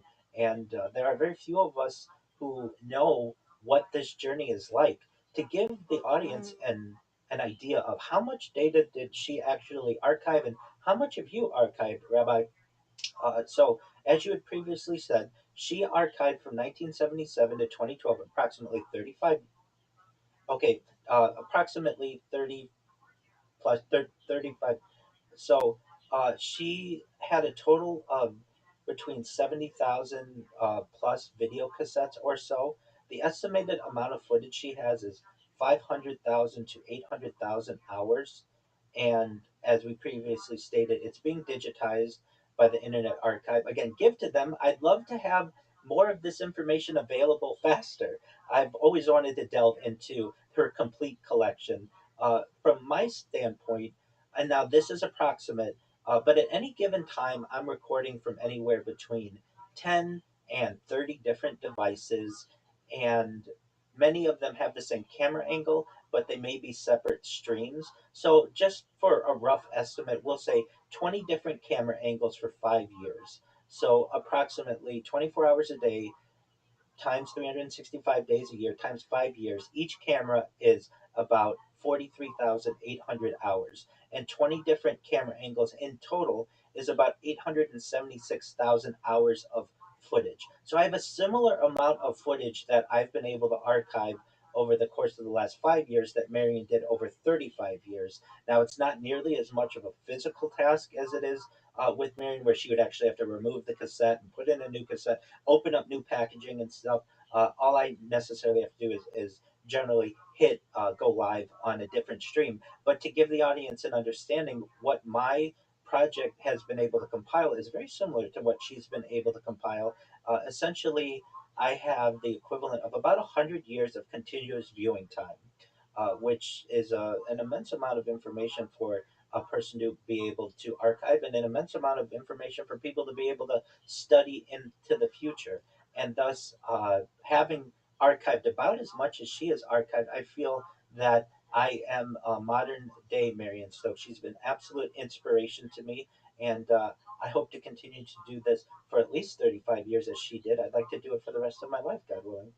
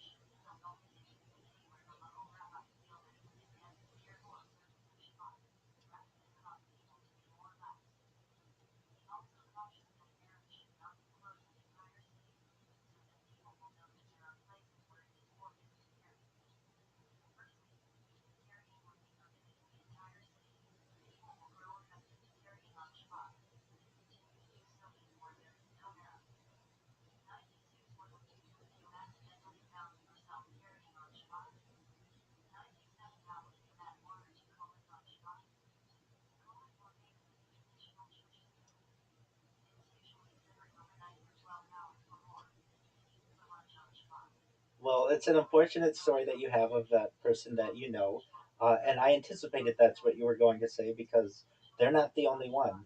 Human oversight is of immense importance, especially when we're using autonomous systems. And of course, some ways to avoid this would be only having the Roomba working when you're at home or not when the dogs are have the ability to do this. But that's no, it's not. It's not, and I don't know if Roomba necessarily is able to account for all of these different scenarios that may occur. And this is one they certainly should have, and they just unfortunately did not. And perhaps different versions in the future will be able to anticipate, well, iRobot or whatever competitor comes along and is able to do this. I personally have seen, just from an environmental services point of view, some of the most difficult types um, of people, of employment or careers that are going to really push the limits of AI are these types of scenarios of cleaning up after people because they or animals because it has to be so delicate. And really, what we have to ensure is that there's human oversight, or else we can have self replication that can cause major issues. We can have uh, an issue where a small amount of doggy doo doo could actually cause major ruin to an entire floor of a house or so. And thus, it's important to have human oversight, whether it's a Roomba or whether it's um, an Optimus robot or a self-driving car. Whatever it is, we need to have some type of human oversight because there will be edge cases, like in a case where a dog uh, defecates on the floor, where the autonomous system has not foreseen that event or does not detect it, and it can cause far more bad than the positive that it is supposed to be able to give to a human life. And this is just a small scale robot. Can you imagine in terms of an entire data farm or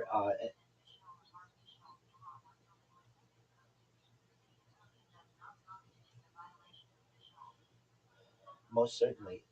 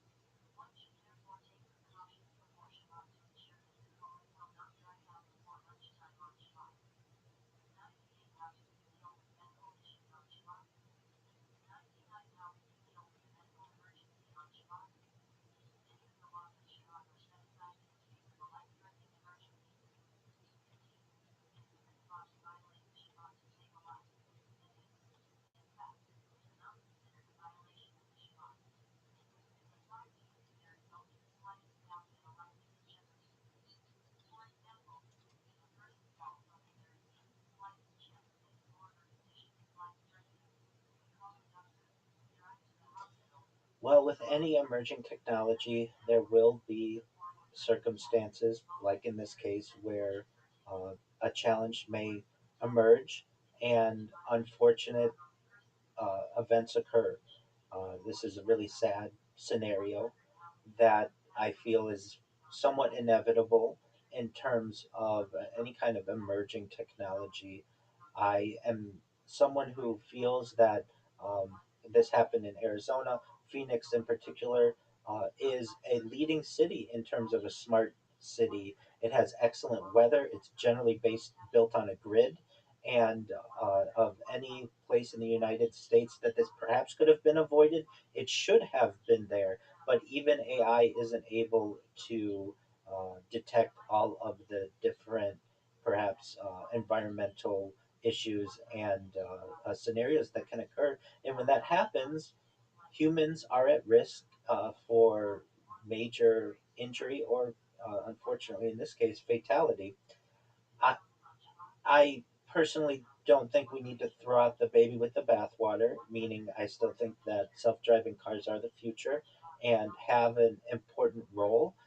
We do have some human fault here as well, that the person was looking at their phone and they should have been the oversight. So perhaps they have uh, a role in the death of this person as well. And for they well, you were saying they were. Oh, no, no, I understand that. And I'm not saying whether they should have been or not. I'm just saying that they did have the opportunity to have human oversight, and that was, they failed at that. Uh, we're at a time when we're not fully autonomous yet.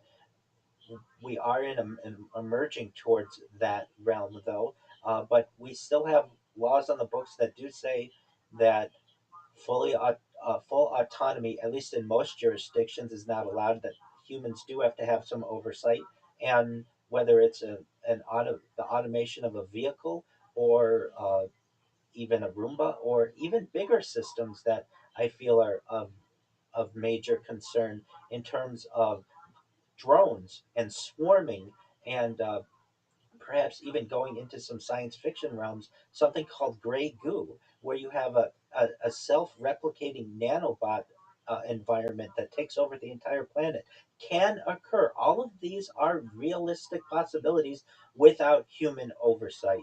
And thus, at the end of the day, humans need to have control. We need to be able to unplug the machine.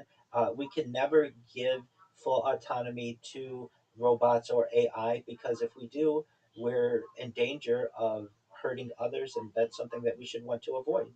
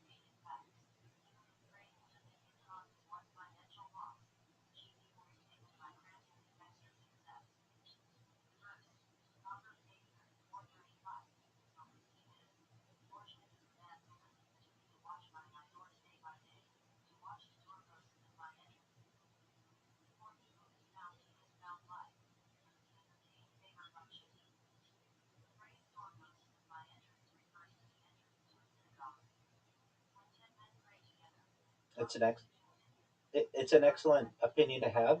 I think it's a great take. I think it's unfortunate that in today's corporate system, that really the biggest penalties that any leadership will ever have to suffer are civil penalties, and they're not even personal civil penalties. They are civil penalties against a corporation. And as I've heard used previously, if the punishment for a crime is a fine, then it is just a punishment for the poor. And that if we don't have penalties that are criminal penalties against leadership, then there will continue to be a lack of accountability. If a CEO knew that they could be charged at the same rate, or at the at could be charged criminally uh, for perhaps manslaughter in this case, I'm sure that they would have, or I have much more confidence that they would have had perhaps two drivers or multiple systems or perhaps four people keeping an eye out, or an automatic brake system or an automatic airbag deployment system. Something would most.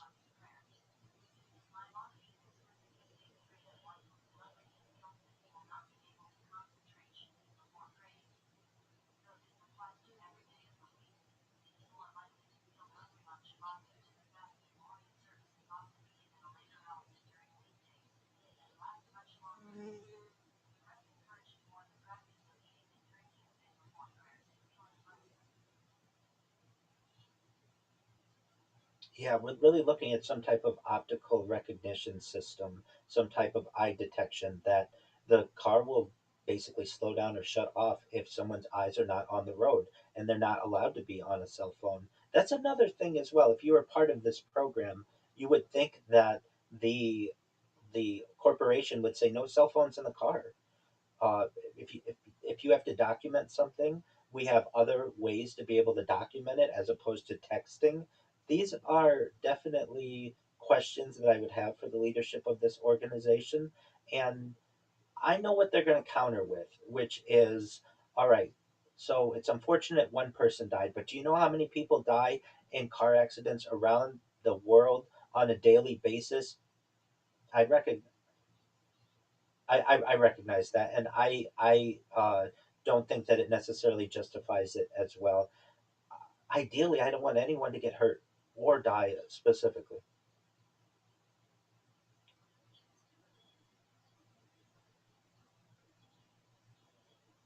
Certainly.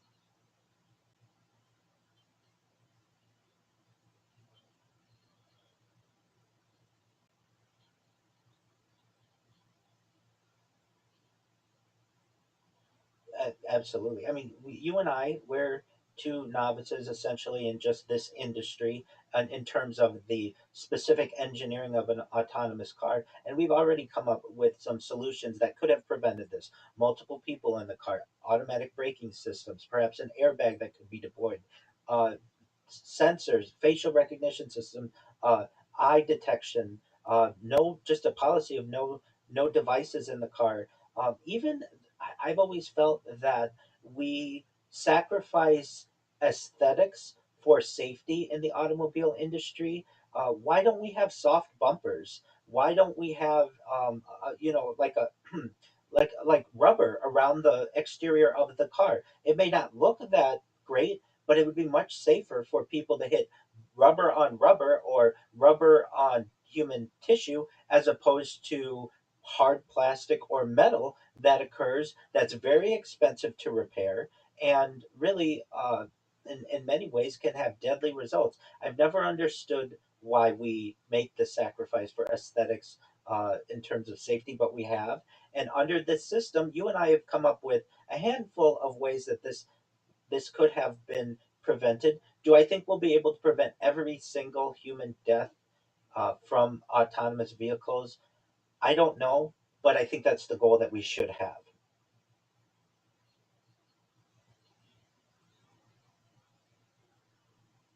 That's that's absolutely right. And shout out to Volvo for ensuring that they did not patent that and gave the ability to the car industry exactly. And I would say that alone, that maneuver alone by the leadership of Volvo saved perhaps millions of lives in the decades thereafter. And we cannot we all should be thankful that a company felt that such a an invention should not be constrained and should not be gate kept. And in the same and I don't know if the same decision had to be made today, if it would happen in the corporate environment that we currently have, where we put profits before people, which is quite unfortunate.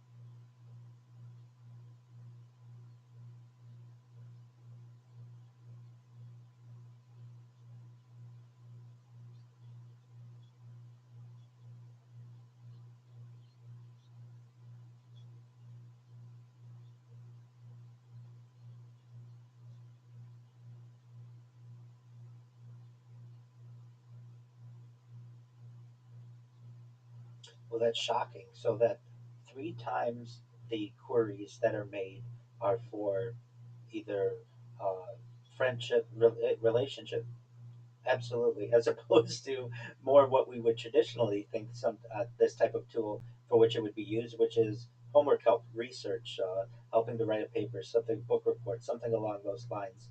Uh, in our previous conversation, and I want to reiterate here, there needs to be some. If we are going to have a limited model and not pure free flowing communication of a large language model, there needs to be some type of system in place that when someone does ask for a type of information to specifically harm themselves or harm others, whether it's a pop up or a toll free number that appears, that needs to be a part of the system. We don't want to allow AI or large language models specifically to aid in the the deterioration of a human life, or specifically the ending of someone's life. These tools are meant to benefit society, or at least they should be. And if we can preserve a life by having a pop up that comes up that says, not only I can't help with that, but also I can't help with that. Are you in need of speaking with someone? Here is a free toll free number, or here is a chat bot to be able to get the assistance that you need. Do you need further assistance? That would be a great, very easily implemented safeguard to be able to preserve human life. And we certainly don't want to have these tools be used to be able to cause more damage than we already have. If anything, the chatbot could say that you're valued, that people care about you. If you need help, this is where you can seek it. Is there anything else with which you need assistance aside from this topic? Because you're a valued member of society, and we want positive things for you, not necessarily here's a list of 10 ways that you could do this, and oh, would you like me to write this letter for you? That doesn't seem to be very beneficial from a humanistic standpoint. And this is a very early, easily integratable feature that large language models could have had to prevent this.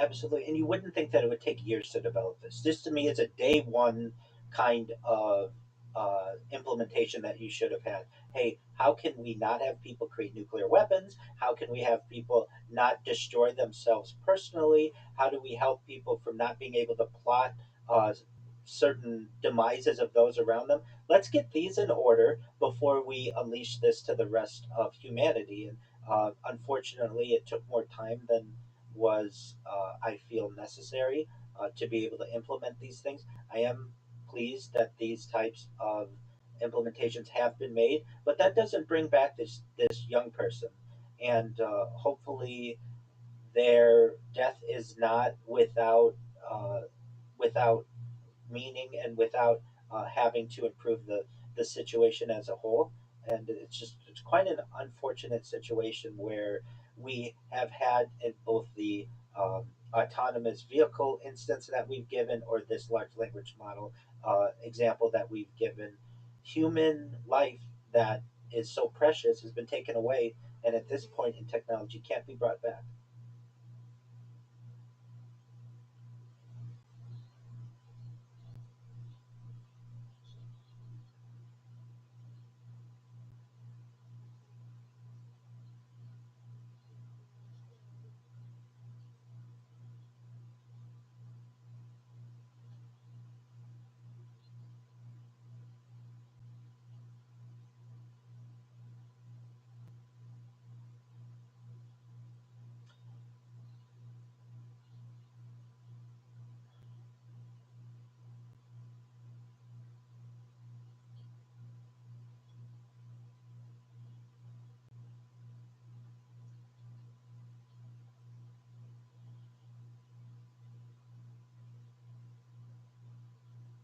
There's a fine line between getting relationship from a chatbot, getting relationship advice from a chatbot, and relying on chatbot as some type of human replacement. And I mentioned it in our previous conversations, but I have met people in the digital world who are doing their best to be able to create apps and different platforms to be able to create a digital spousal replacement or some type of robotic uh, robotic entity that replaces traditional one-on-one human interaction. And that is going to open up a lot of questions from a morality standpoint. Uh, we're going to have people who are going to fight for their digital relationship to be taken seriously. We will get people who will want to marry computers. And where does that?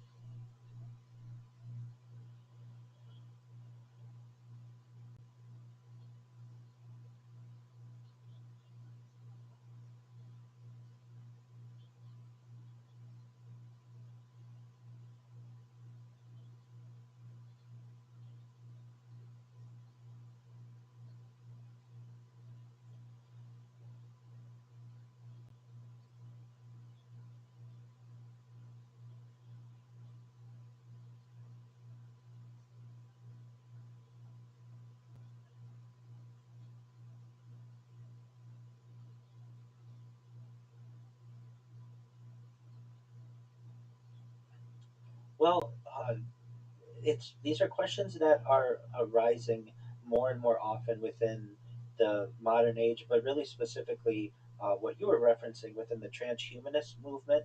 The idea, the technology that you referenced is something along the lines of mind uploading technology, where with someone's consent, and that's very important, we scan their brain into a computer like a CAT scan or an MRI, knowing where every atom is in their central nervous system and their peripheral nervous system for later download as an android, an avatar, a cyborg, a cybernetic being, a clone of themselves, a robot, an ethereal being, whatever it is. But at what point does that being no longer what at what point are they no longer considered human? At what point are they no have rights?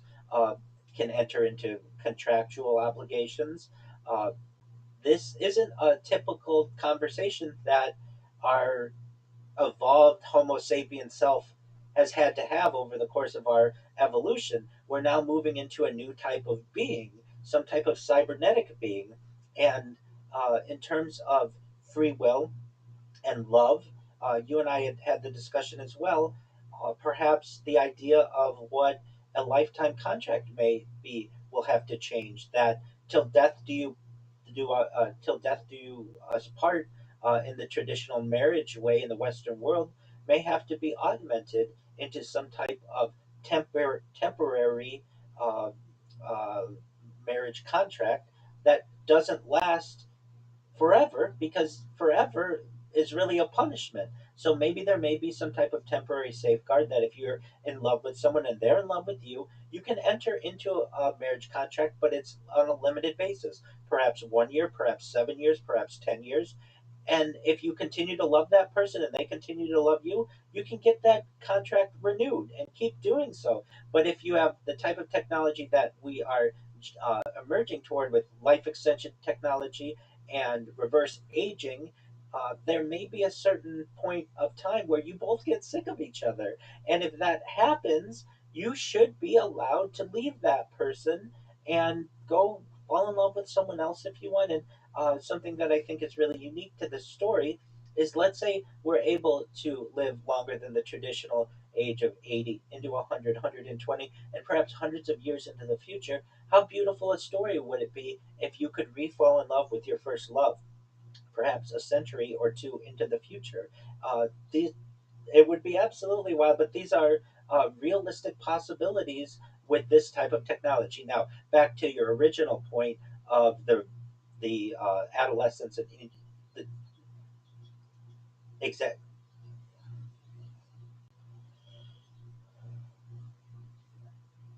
Yes.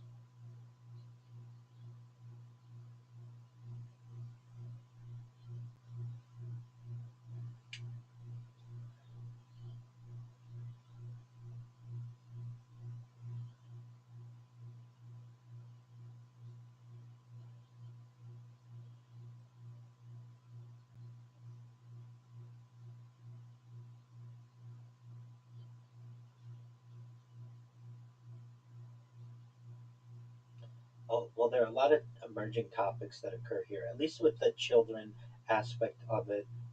In my own way, I'd like to have them focus more on that 25% as opposed to the 75% that's in terms of research in school and for those things. But I recognize that this type of tool is going to be used to explore the human psyche, human libido. Many times, individuals, especially young people, don't have the same ability to just get into a relationship like an adult would be, and they still have those feelings.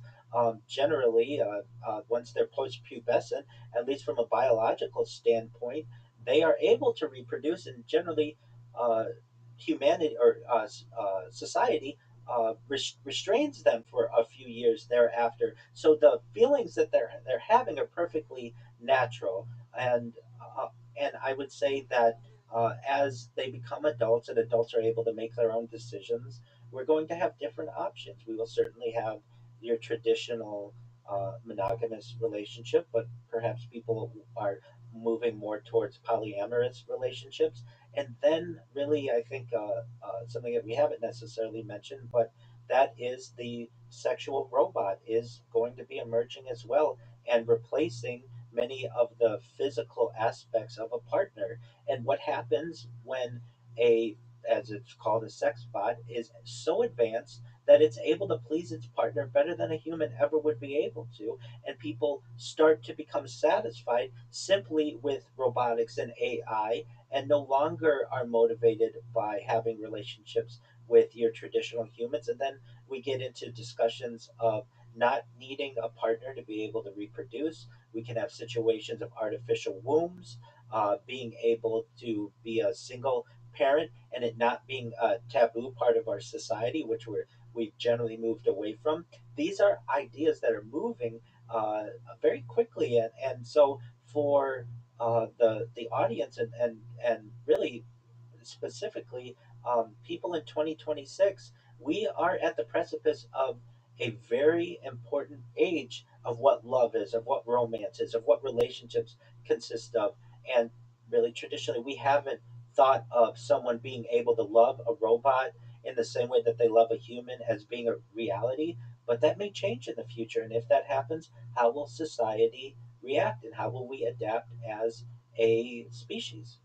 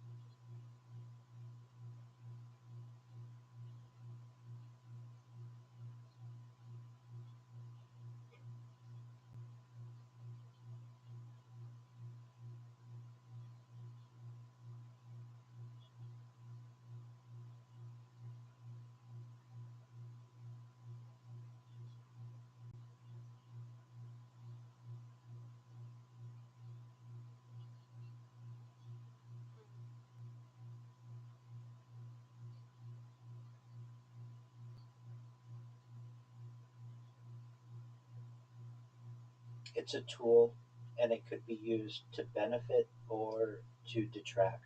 I would say that you could use it to learn more about your partner's psyche, about their needs, about different opportunities for love with them that you would have never previously uh, surmised. But then there's the element of it that if I'm able to get the serotonin uh, injection into my brain through a chatbot, why do I need a person? Uh, if I'm able to replace the physical contact that I normally would experience with a partner with a device or a robot or a tool, what need do I have for someone else?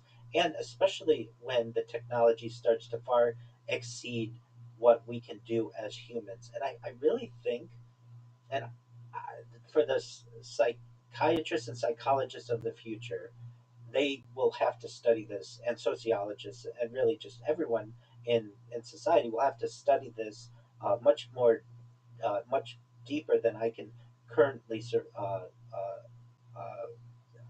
more than I can currently surmise. But I think that even men and women might be different in how we have these connections. I know many men who have said, and maybe it's just been in joking, but they've said that I'd be absolutely fine with a robot if she did everything that my wife did or a girlfriend did, and she wouldn't argue with me, and we were able to have relationships together and all of that. I could see that being absolutely fine. And many of the women with whom I've had discussions on the same topic, they have said yes, there are tools and robotics might have a part in this, but I do desire that at least one time physical connection with someone. And I understand that as well, so that they feel that it's organic and not necessarily completely completely technological or I would say it's a more traditional sense. Now, there are men who would feel the same way. I don't want to say it's split completely between men and women. I certainly don't want to say that, but I'm saying that there are aspects, and usually I hear this opinion more in women, but not always, that say, I want the organic, physical touch of a person. And if they're not there, I can't be with them, and I need to replace that in one way by AI or a robot, I can do that. But I don't want that to be the only replacement, the only option. I do want that organic relationship. Then I've heard that opinion, and I've heard from men that they are not just from men, but from generally more male perspectives, and it may just be an issue with who I've polled on this topic, but they would be absolutely fine so long as the robot loved them or they felt that there was love there. And then there's going to be some people in the middle who want the organic connection, and other people who will be fine with just the robotic. So I think probably it will have to just, it differs on the person and what we consider to be love. Right now in 2026, if we heard someone say, I love a computer or I love a chatbot, that's going to sound quite strange. But in 21, 26, will that sound so strange? That might be the norm. And that's a fascinating century that we will undergo if that becomes the case.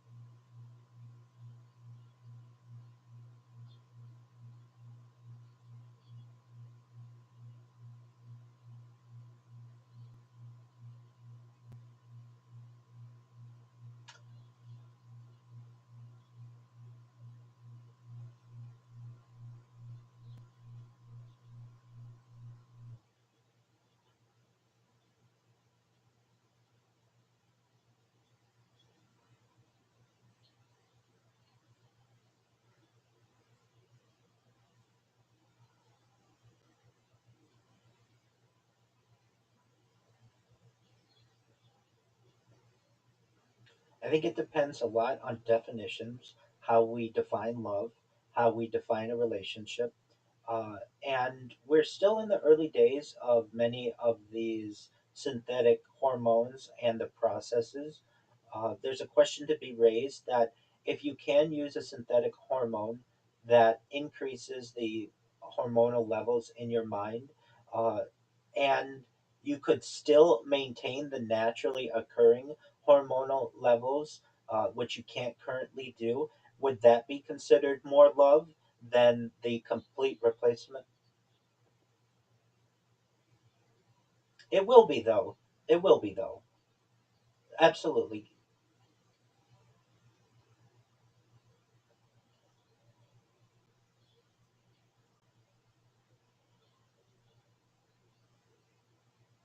I'm looking at this I'm looking at this over the course of a century, perhaps not in the next few years, but given enough time, science will be able to adapt to any need that humans need. It's just a matter of time. And if we were to say, okay,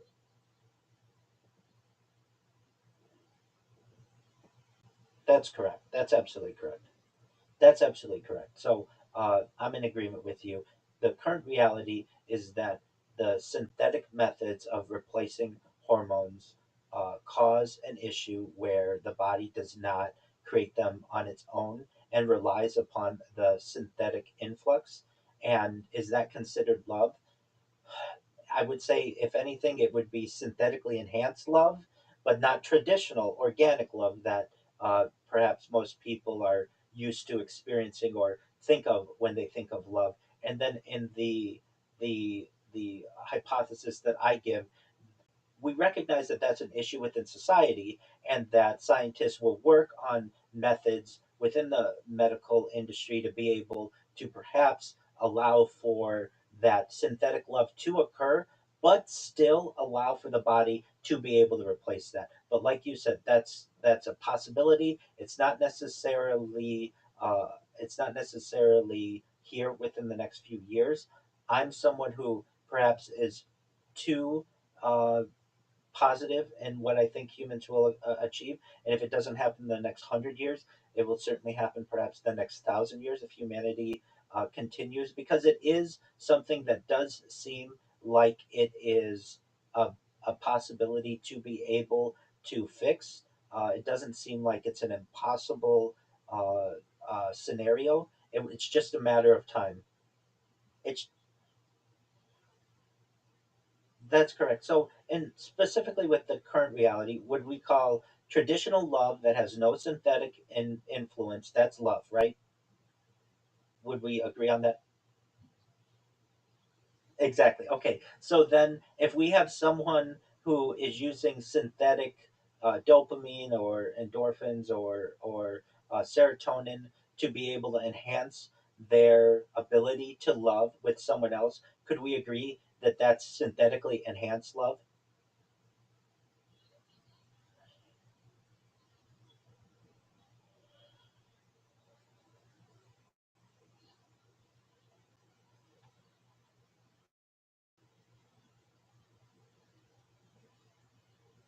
Okay, so then there's a definitional uh, aspect of this. So I would say, if you're going to consider that to be love, then it's certainly synthetically enhanced. And you're saying I don't consider that to be love. So you would just call that synthetic enhancement for artificial results.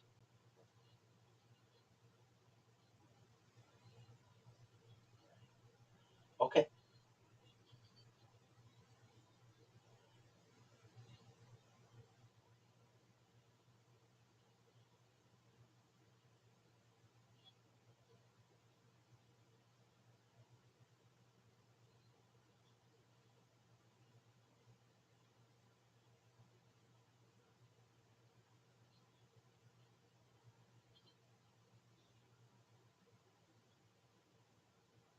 absolutely.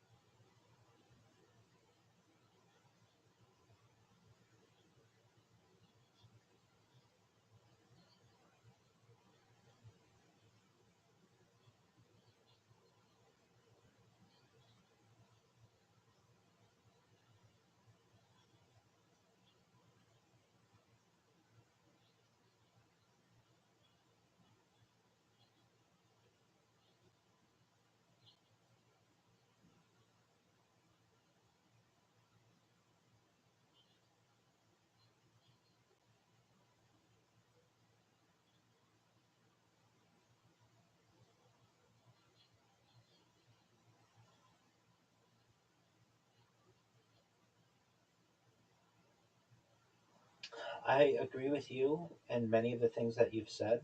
I feel as if it depends on the environment. If you have tribal individuals, there generally aren't a lot of restrictions or challenges to mating that there are in a more developed society, in terms of uh, transportation, in terms of cost, in terms of shelter.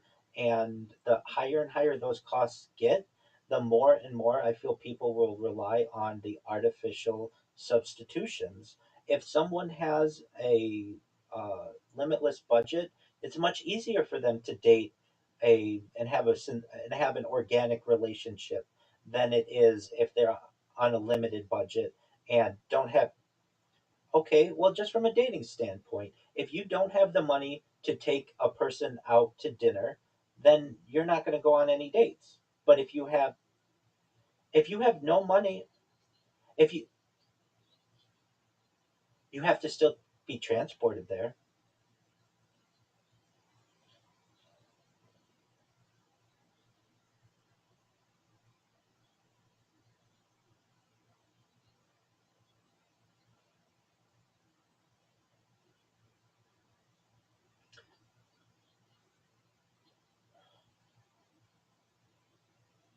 I'm in agreement with you on that, but the sexual relations doesn't necessarily mean a long-term healthy relationship either.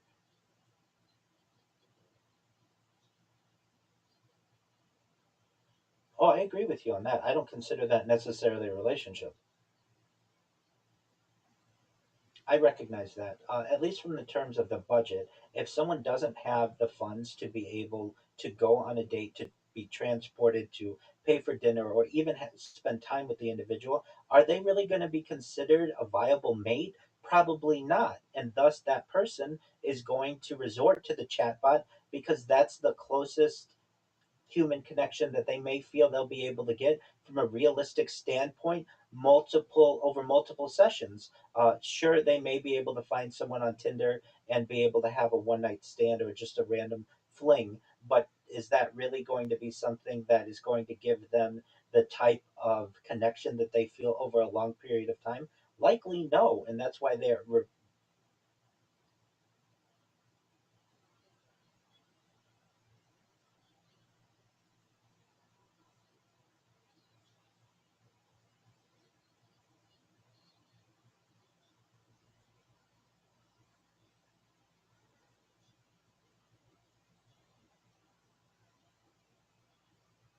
and you raise really good points. Those, even though it may not be a lot, those take work, and many people want that instant serotonin hit, that they have a bot that's always available there. They don't have to worry about somebody connecting to a video call or answering an email or whatever else it may be, and they don't care that it's not a quote unquote real person. They're still getting the same response that they want out of it, and they're satisfied with that.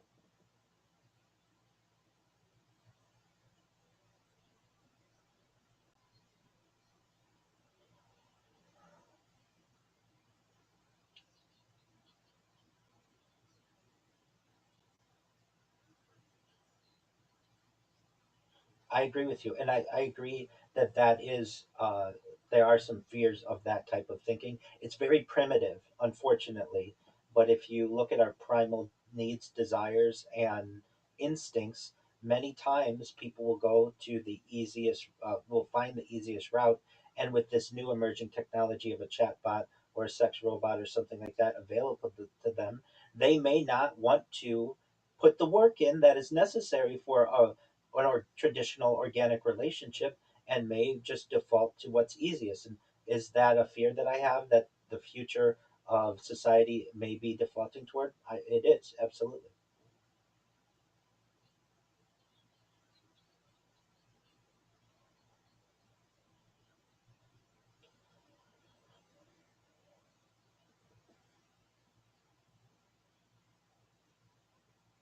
No, it's not.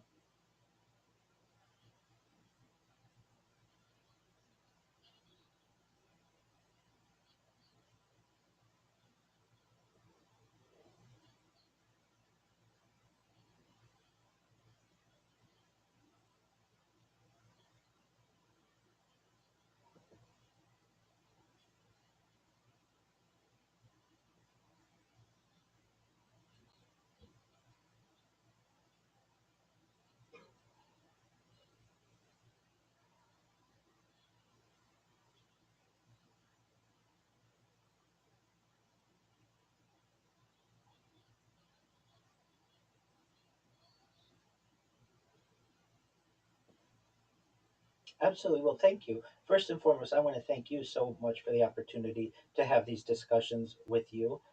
I would find it concerning if we agreed on absolutely everything. This is what's healthy about friendships and about discussions, is that you don't always have to agree on everything. and you were able to learn from each other. And I find that to be, in many ways, much more valuable than if I were just speaking to someone who agreed with me, or even just a chat bot that thought everything that I perhaps was saying was correct. So I find this to be of extreme value, and I hope your audience does as well.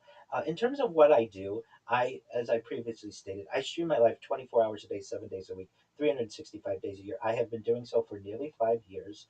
If you want to find what I do, the easiest way to do so is to go to YouTube and type in my name, Rabbi Rothschild, and what you're going to find 24 hours a day is my life archived on multiple streams from different angles. I have ceiling cameras. You can view my life in 360 degrees. Very few people are going to give you so many different views of their life.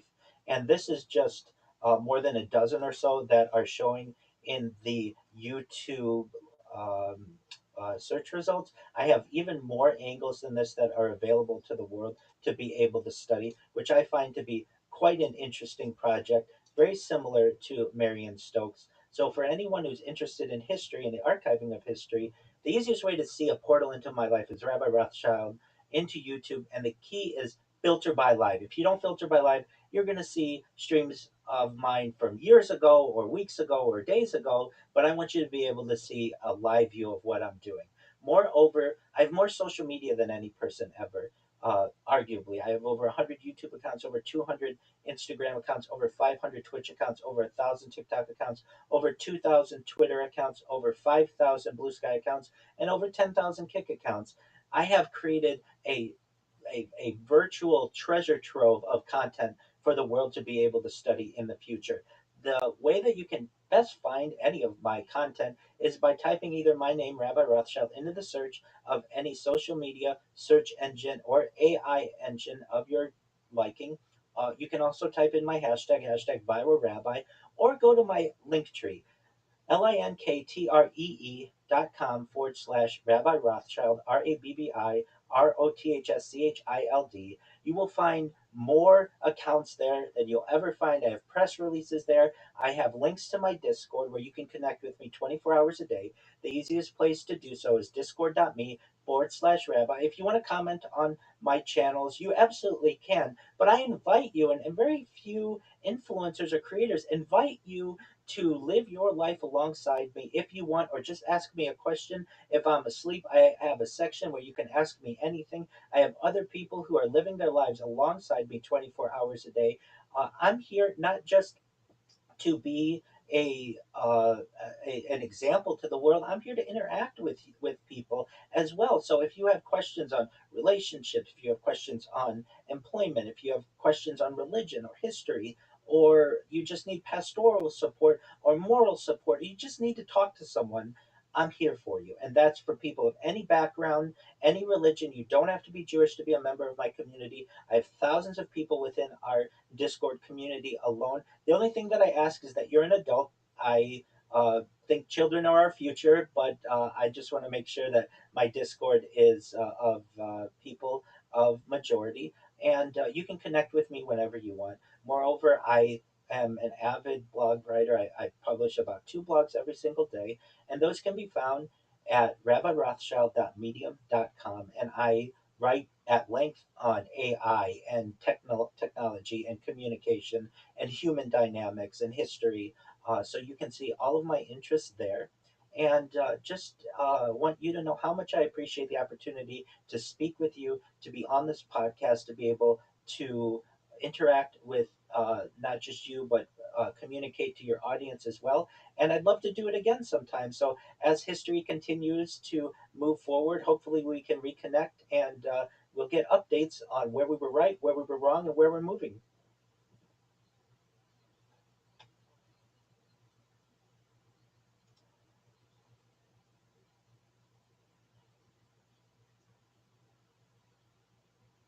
Oh, I do, absolutely.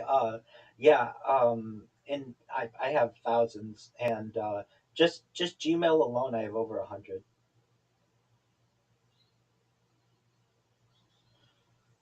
I do. I have extensive spreadsheets, and that allows me to keep them as organized as possible. But unfortunately, I've lost access to some of them. For anyone out there who's like, Rabbi, I lost access to my Gmail account from 4 years ago, or 10 years ago, or my YouTube account, or my X account, or my Instagram account.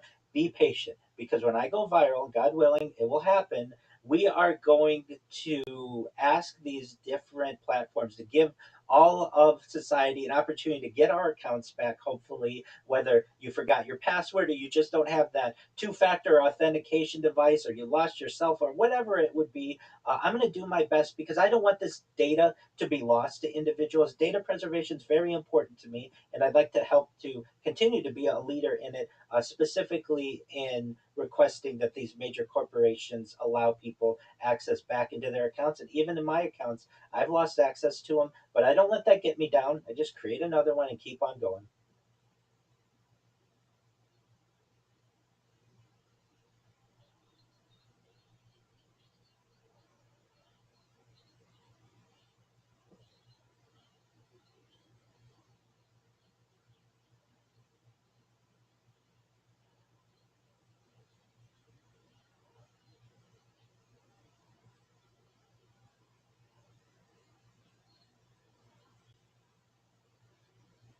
Excellent.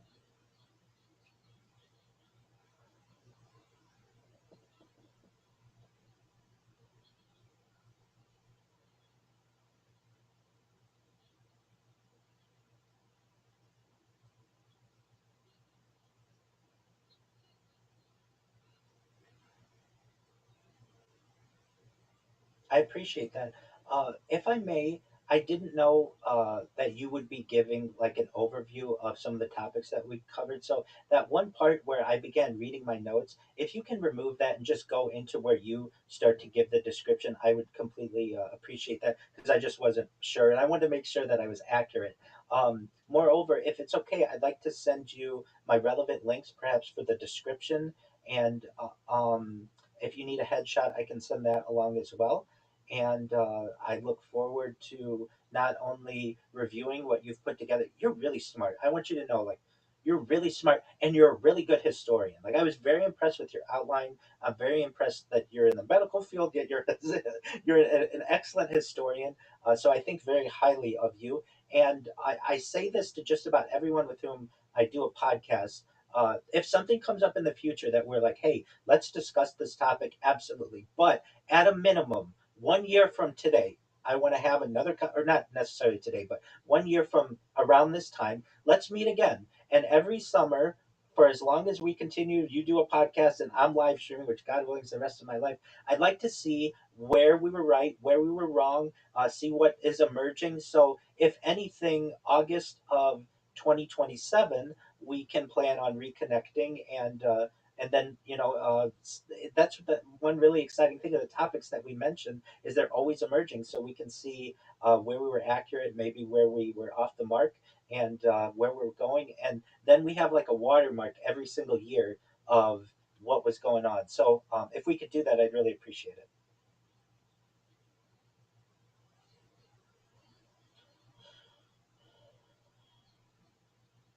Absolutely.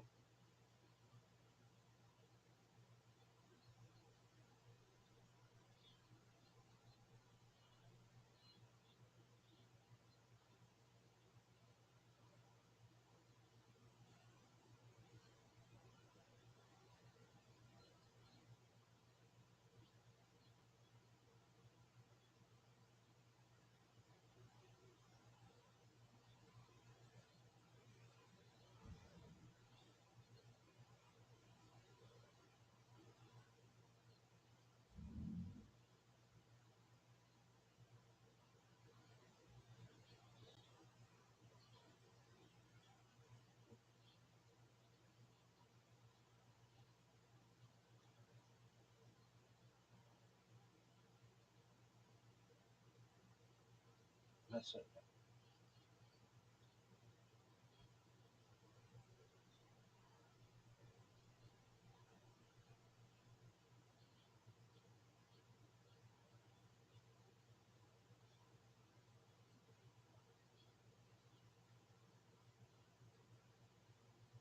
I agree with you. if I may ask, what time period is your book taking place? Okay.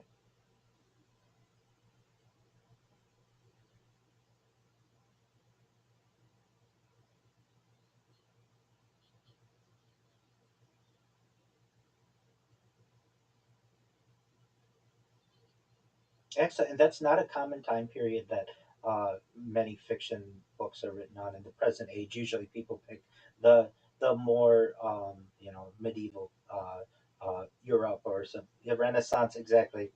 Exactly.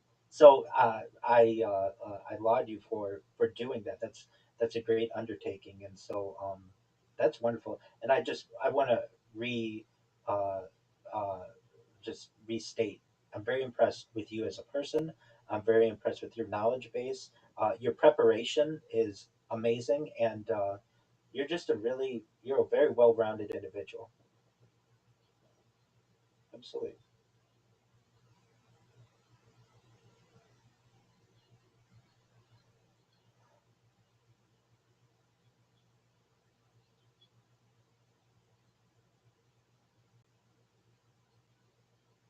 Oh no, most certainly.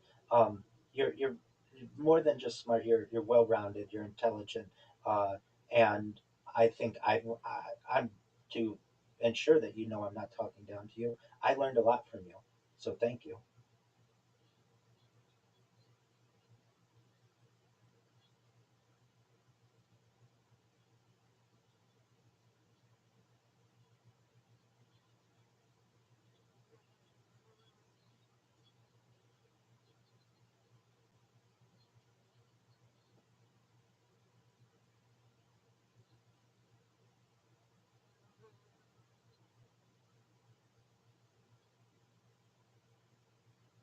I I, I agree. You know what just triggered in my head, and perhaps is a discussion for another time, but the correlation that people have between these chatbots and a previous generation of perhaps like romance novels. Do you understand what I mean? Like like that there's a certain exactly that's what I'm thinking. Like those novels that you would see in the grocery store with the big buff guy with the long mane is basically the modern day large language model. Hmm.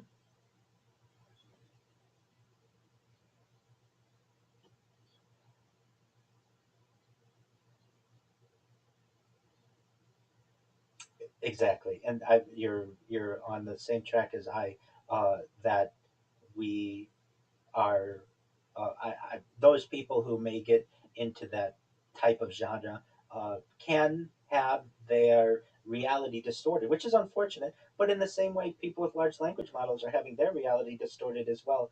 And those books were just a generation or two ago. And I think we certainly pornography has a role in this as well in distorting what is realistic for the body of an individual and just their personality. But even before then, within literature and literotica and such, um, we're moving, and we can see its development. But as we were having these conversations, I thought to myself, you know, somehow, some way, people had to have these types of opportunities or um, uh, uh, resources. And what was it? And I guess it would have been like a romantic novel. And as we see that with like the emergence or reemergence of something like 50 Shades of Grey, that still is a popular genre for many individuals as well. And now with the large language model, it kind of becomes more interactive, I feel. But it was just something that came to mind. As I'm sure we could continue talking at length, but uh,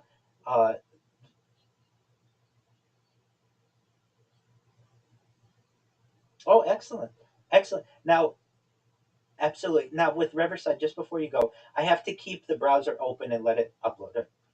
Excellent, absolutely. Thank you so much, and we'll be in touch. And God willing, 1 year from now, we'll see where we were right, where we were wrong, and where we're going. Excellent. Very well. Thank you so much. You as well. Thank you. Yes, bye. Shout out to Leah.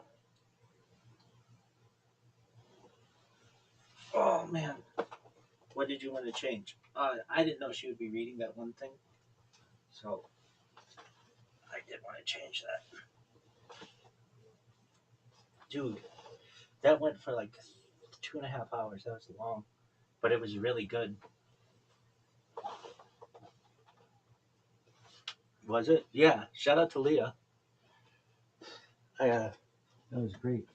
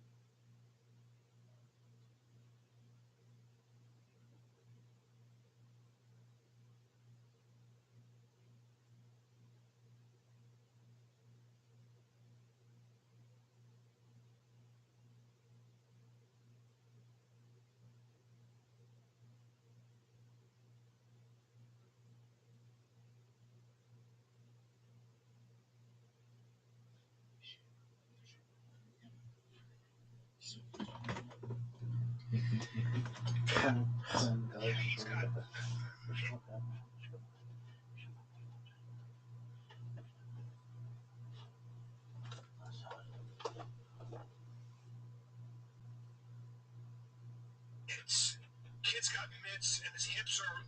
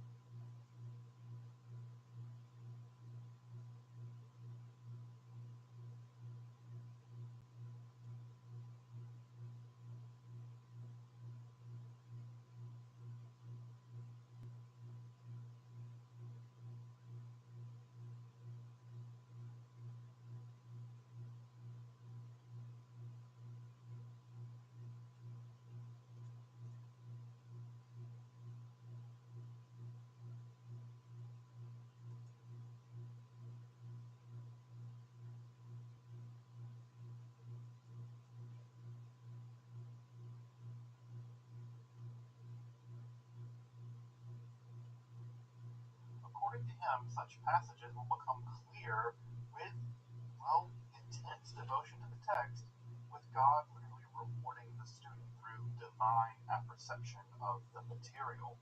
He argues that one should begin one's studies. Reverend Andrew, can you hear me? That's the same age that Cordovero himself began to. Reverend Andrew.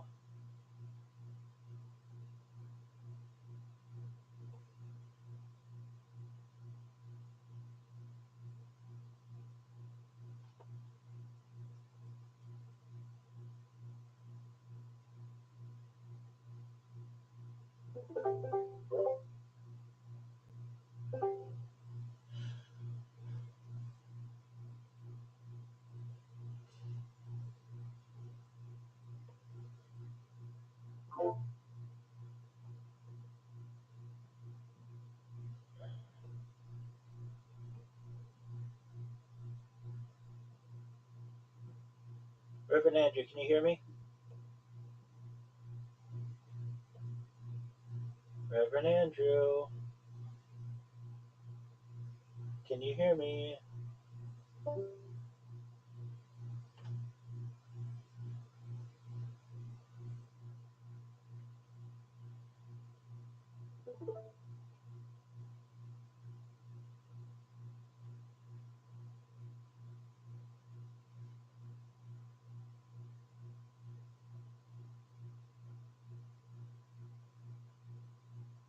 study Kabbalah with the ideal time to study being after midnight until dawn, on the Sabbath, on holidays, especially Shavuot, and most especially inside the Sukkah during Sukkot.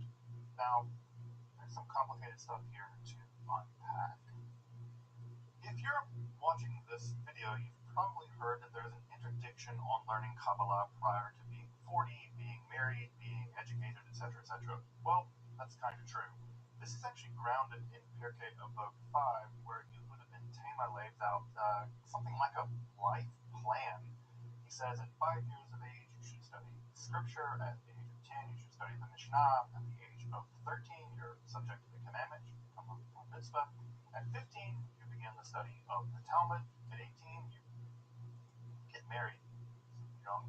At the age of 20, you're out there working. At 30, you have the peak of your strength. At 40, you achieve wisdom. At 50, you're able to give advice or counsel. At the age of 60, you've reached old age. At 70, that's the fullness of years. At 80, you achieve a kind of mystical strength. At 90, you have a bent over body. At 100, you're as good as 10 and completely gone out of the world. I'm not kidding. That ends like that.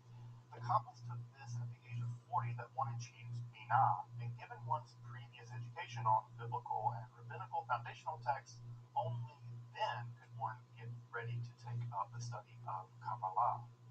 Generally speaking, this position held and still holds, but again, given the messianic fervor of Cordovero's day, they were a bit more eager to get people, well, studying Kabbalah. These rules were for the sake of education and not for the sake of making rules, and thus they could be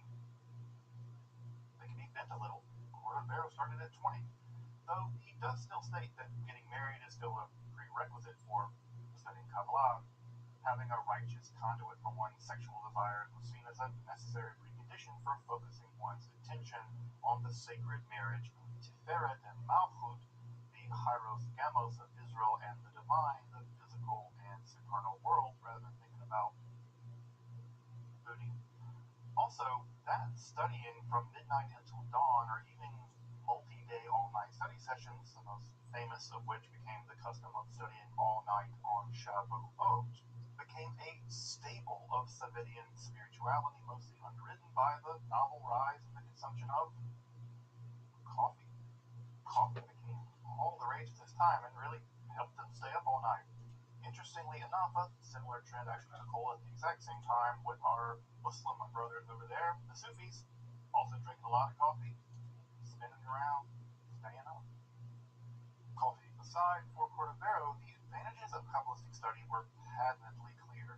It, well, speeds up the process of redemption. There's always that. It assures one a place in the world to come. It allows one to merit the most glorious death possible, death by divine kiss. It allows one's soul to cling to the upper world. Even in this lifetime, you get accompanied by angels and the souls of passed away righteous people.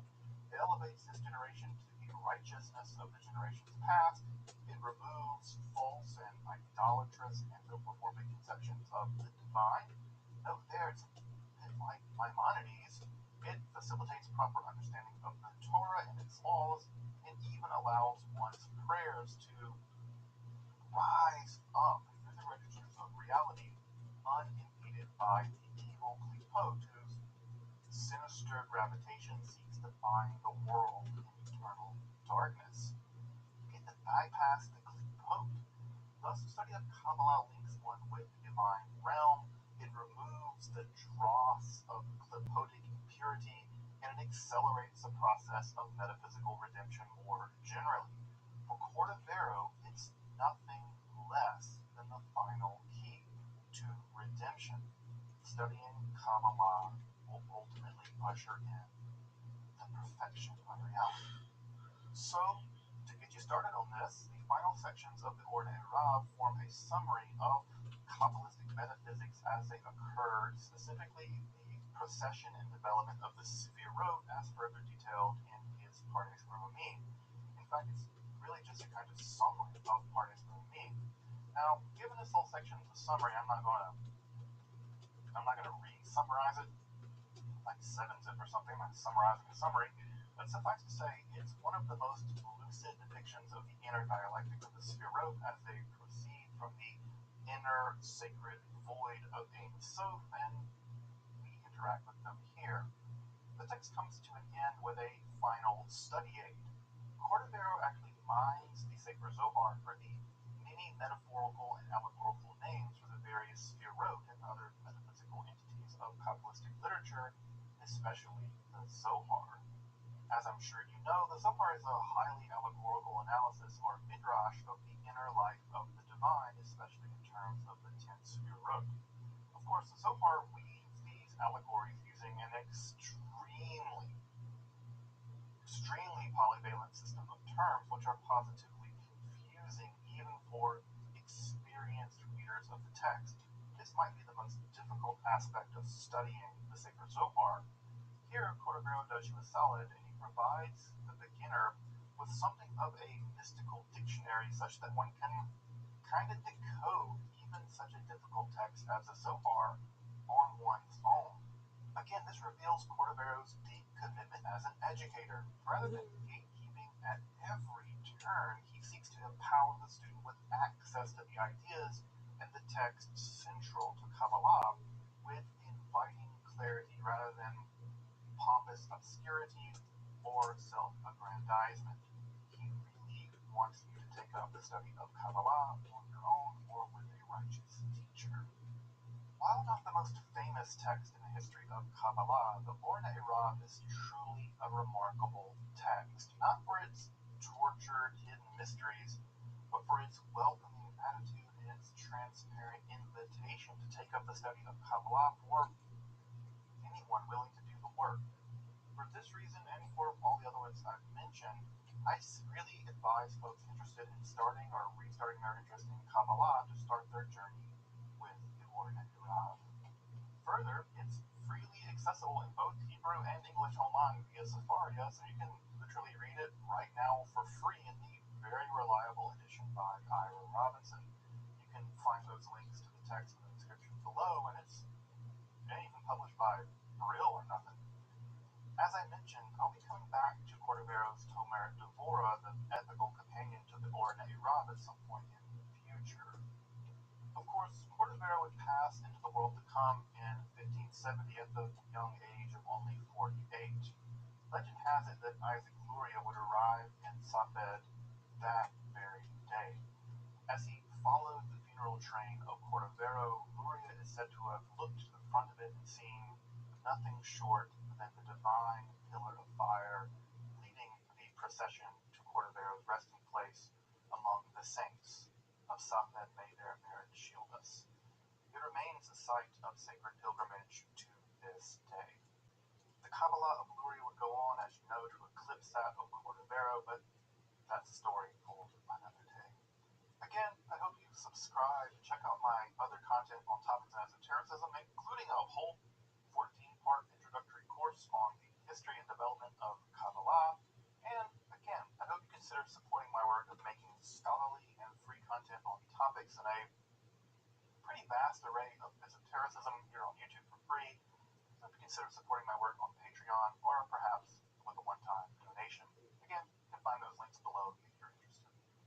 Until next time, I'm Dr. Justin Sledge, and thank you for watching Esoterica, where we explore the arcane history, philosophy, and religion.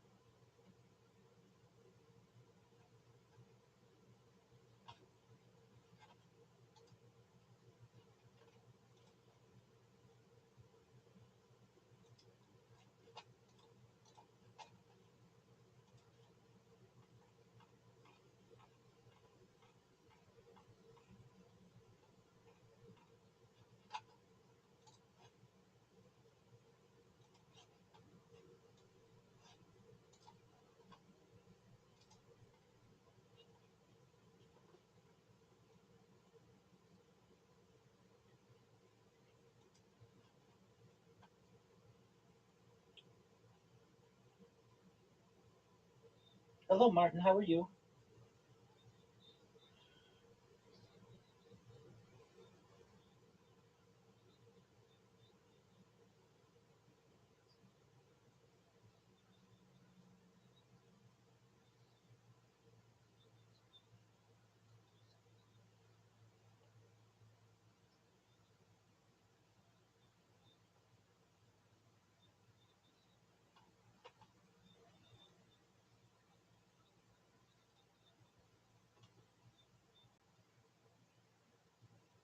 Yes, I do have a jacket.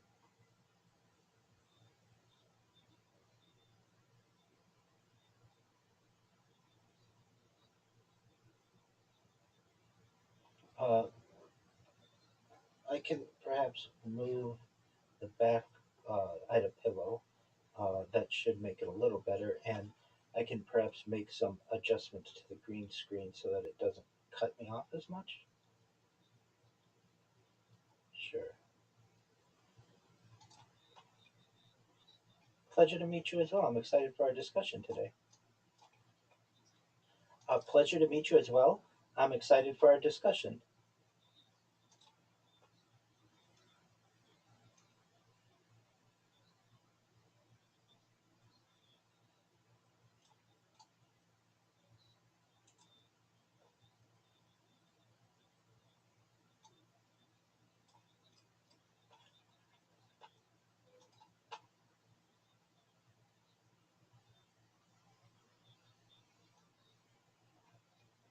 Certainly.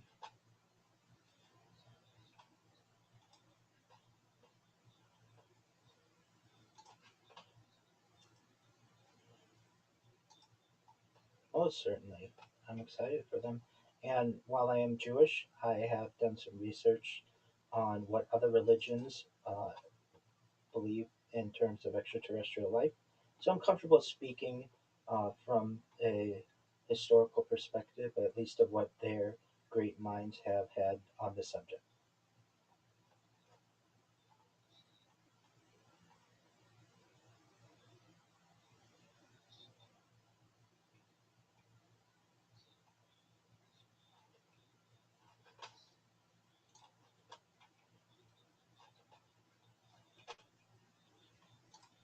I can adjust that.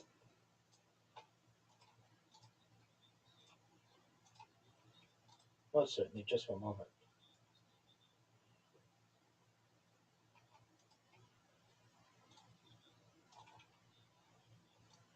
Yeah, just for a moment.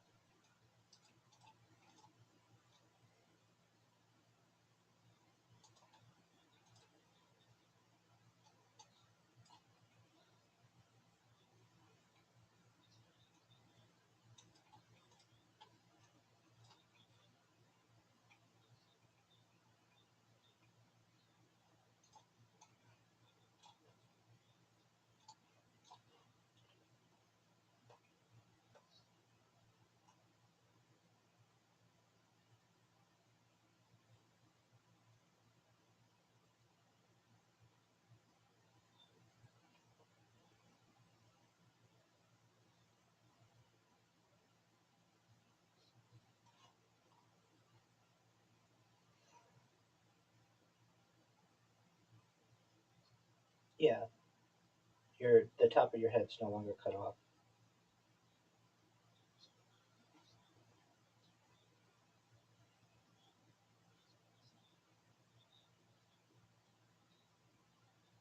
Yeah, that's what usually works best.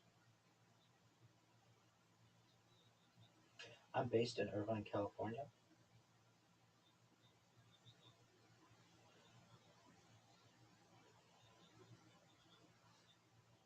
It says strong.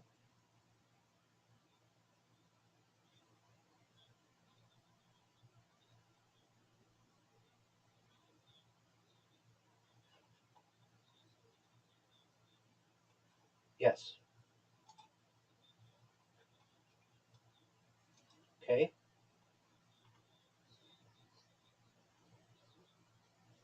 says standard definition 480p.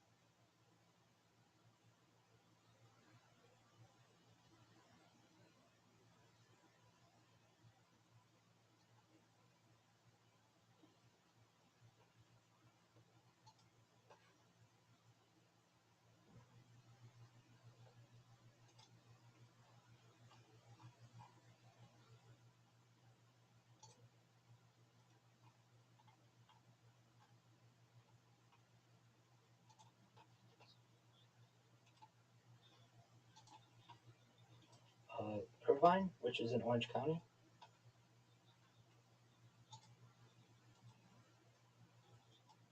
Oh, it's very nice there. Yeah, definitely.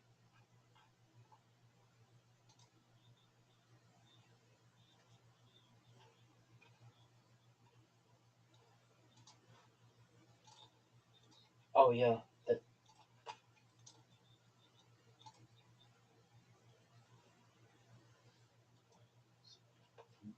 that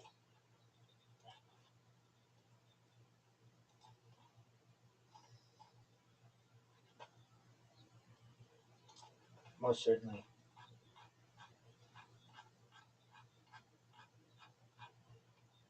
Extremely well heeled areas. Some of the most expensive real estate in the United States.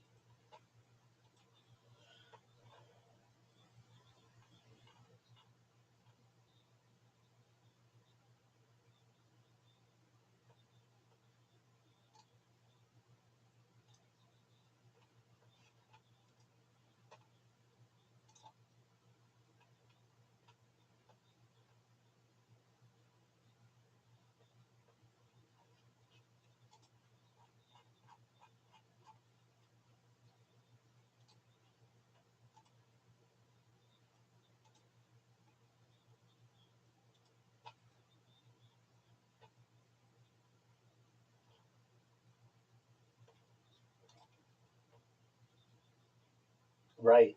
If you have an unlimited budget, perhaps. But I'm in agreement with you. That would be very difficult to do today.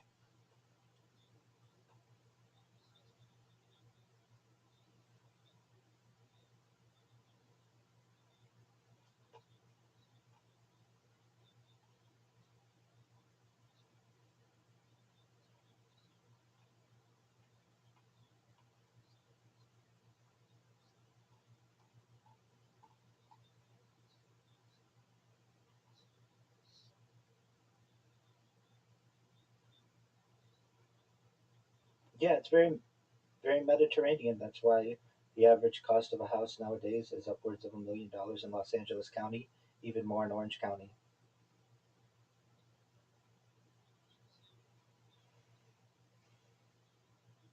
They don't. They rent.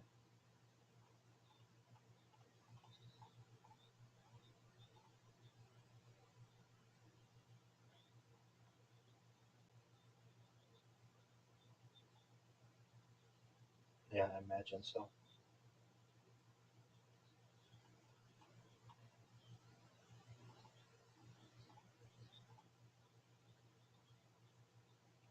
Yeah, in most areas, yeah. If you go inland, perhaps it's a little less expensive, but anywhere along the coast, certainly. That's right.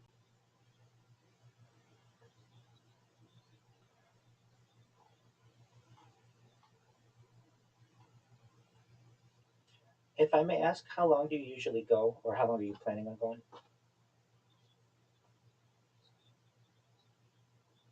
Excellent. And I don't know if you're aware, but I also live stream my life, though people can't hear you. I wanted to know if I could take a moment to show people what my live streams look like. Yeah, I've been doing it now for nearly 5 years. It's a real life Truman Show or Big Brother. Are you familiar with the Truman Show or Big Brother? Most certainly. Absolutely.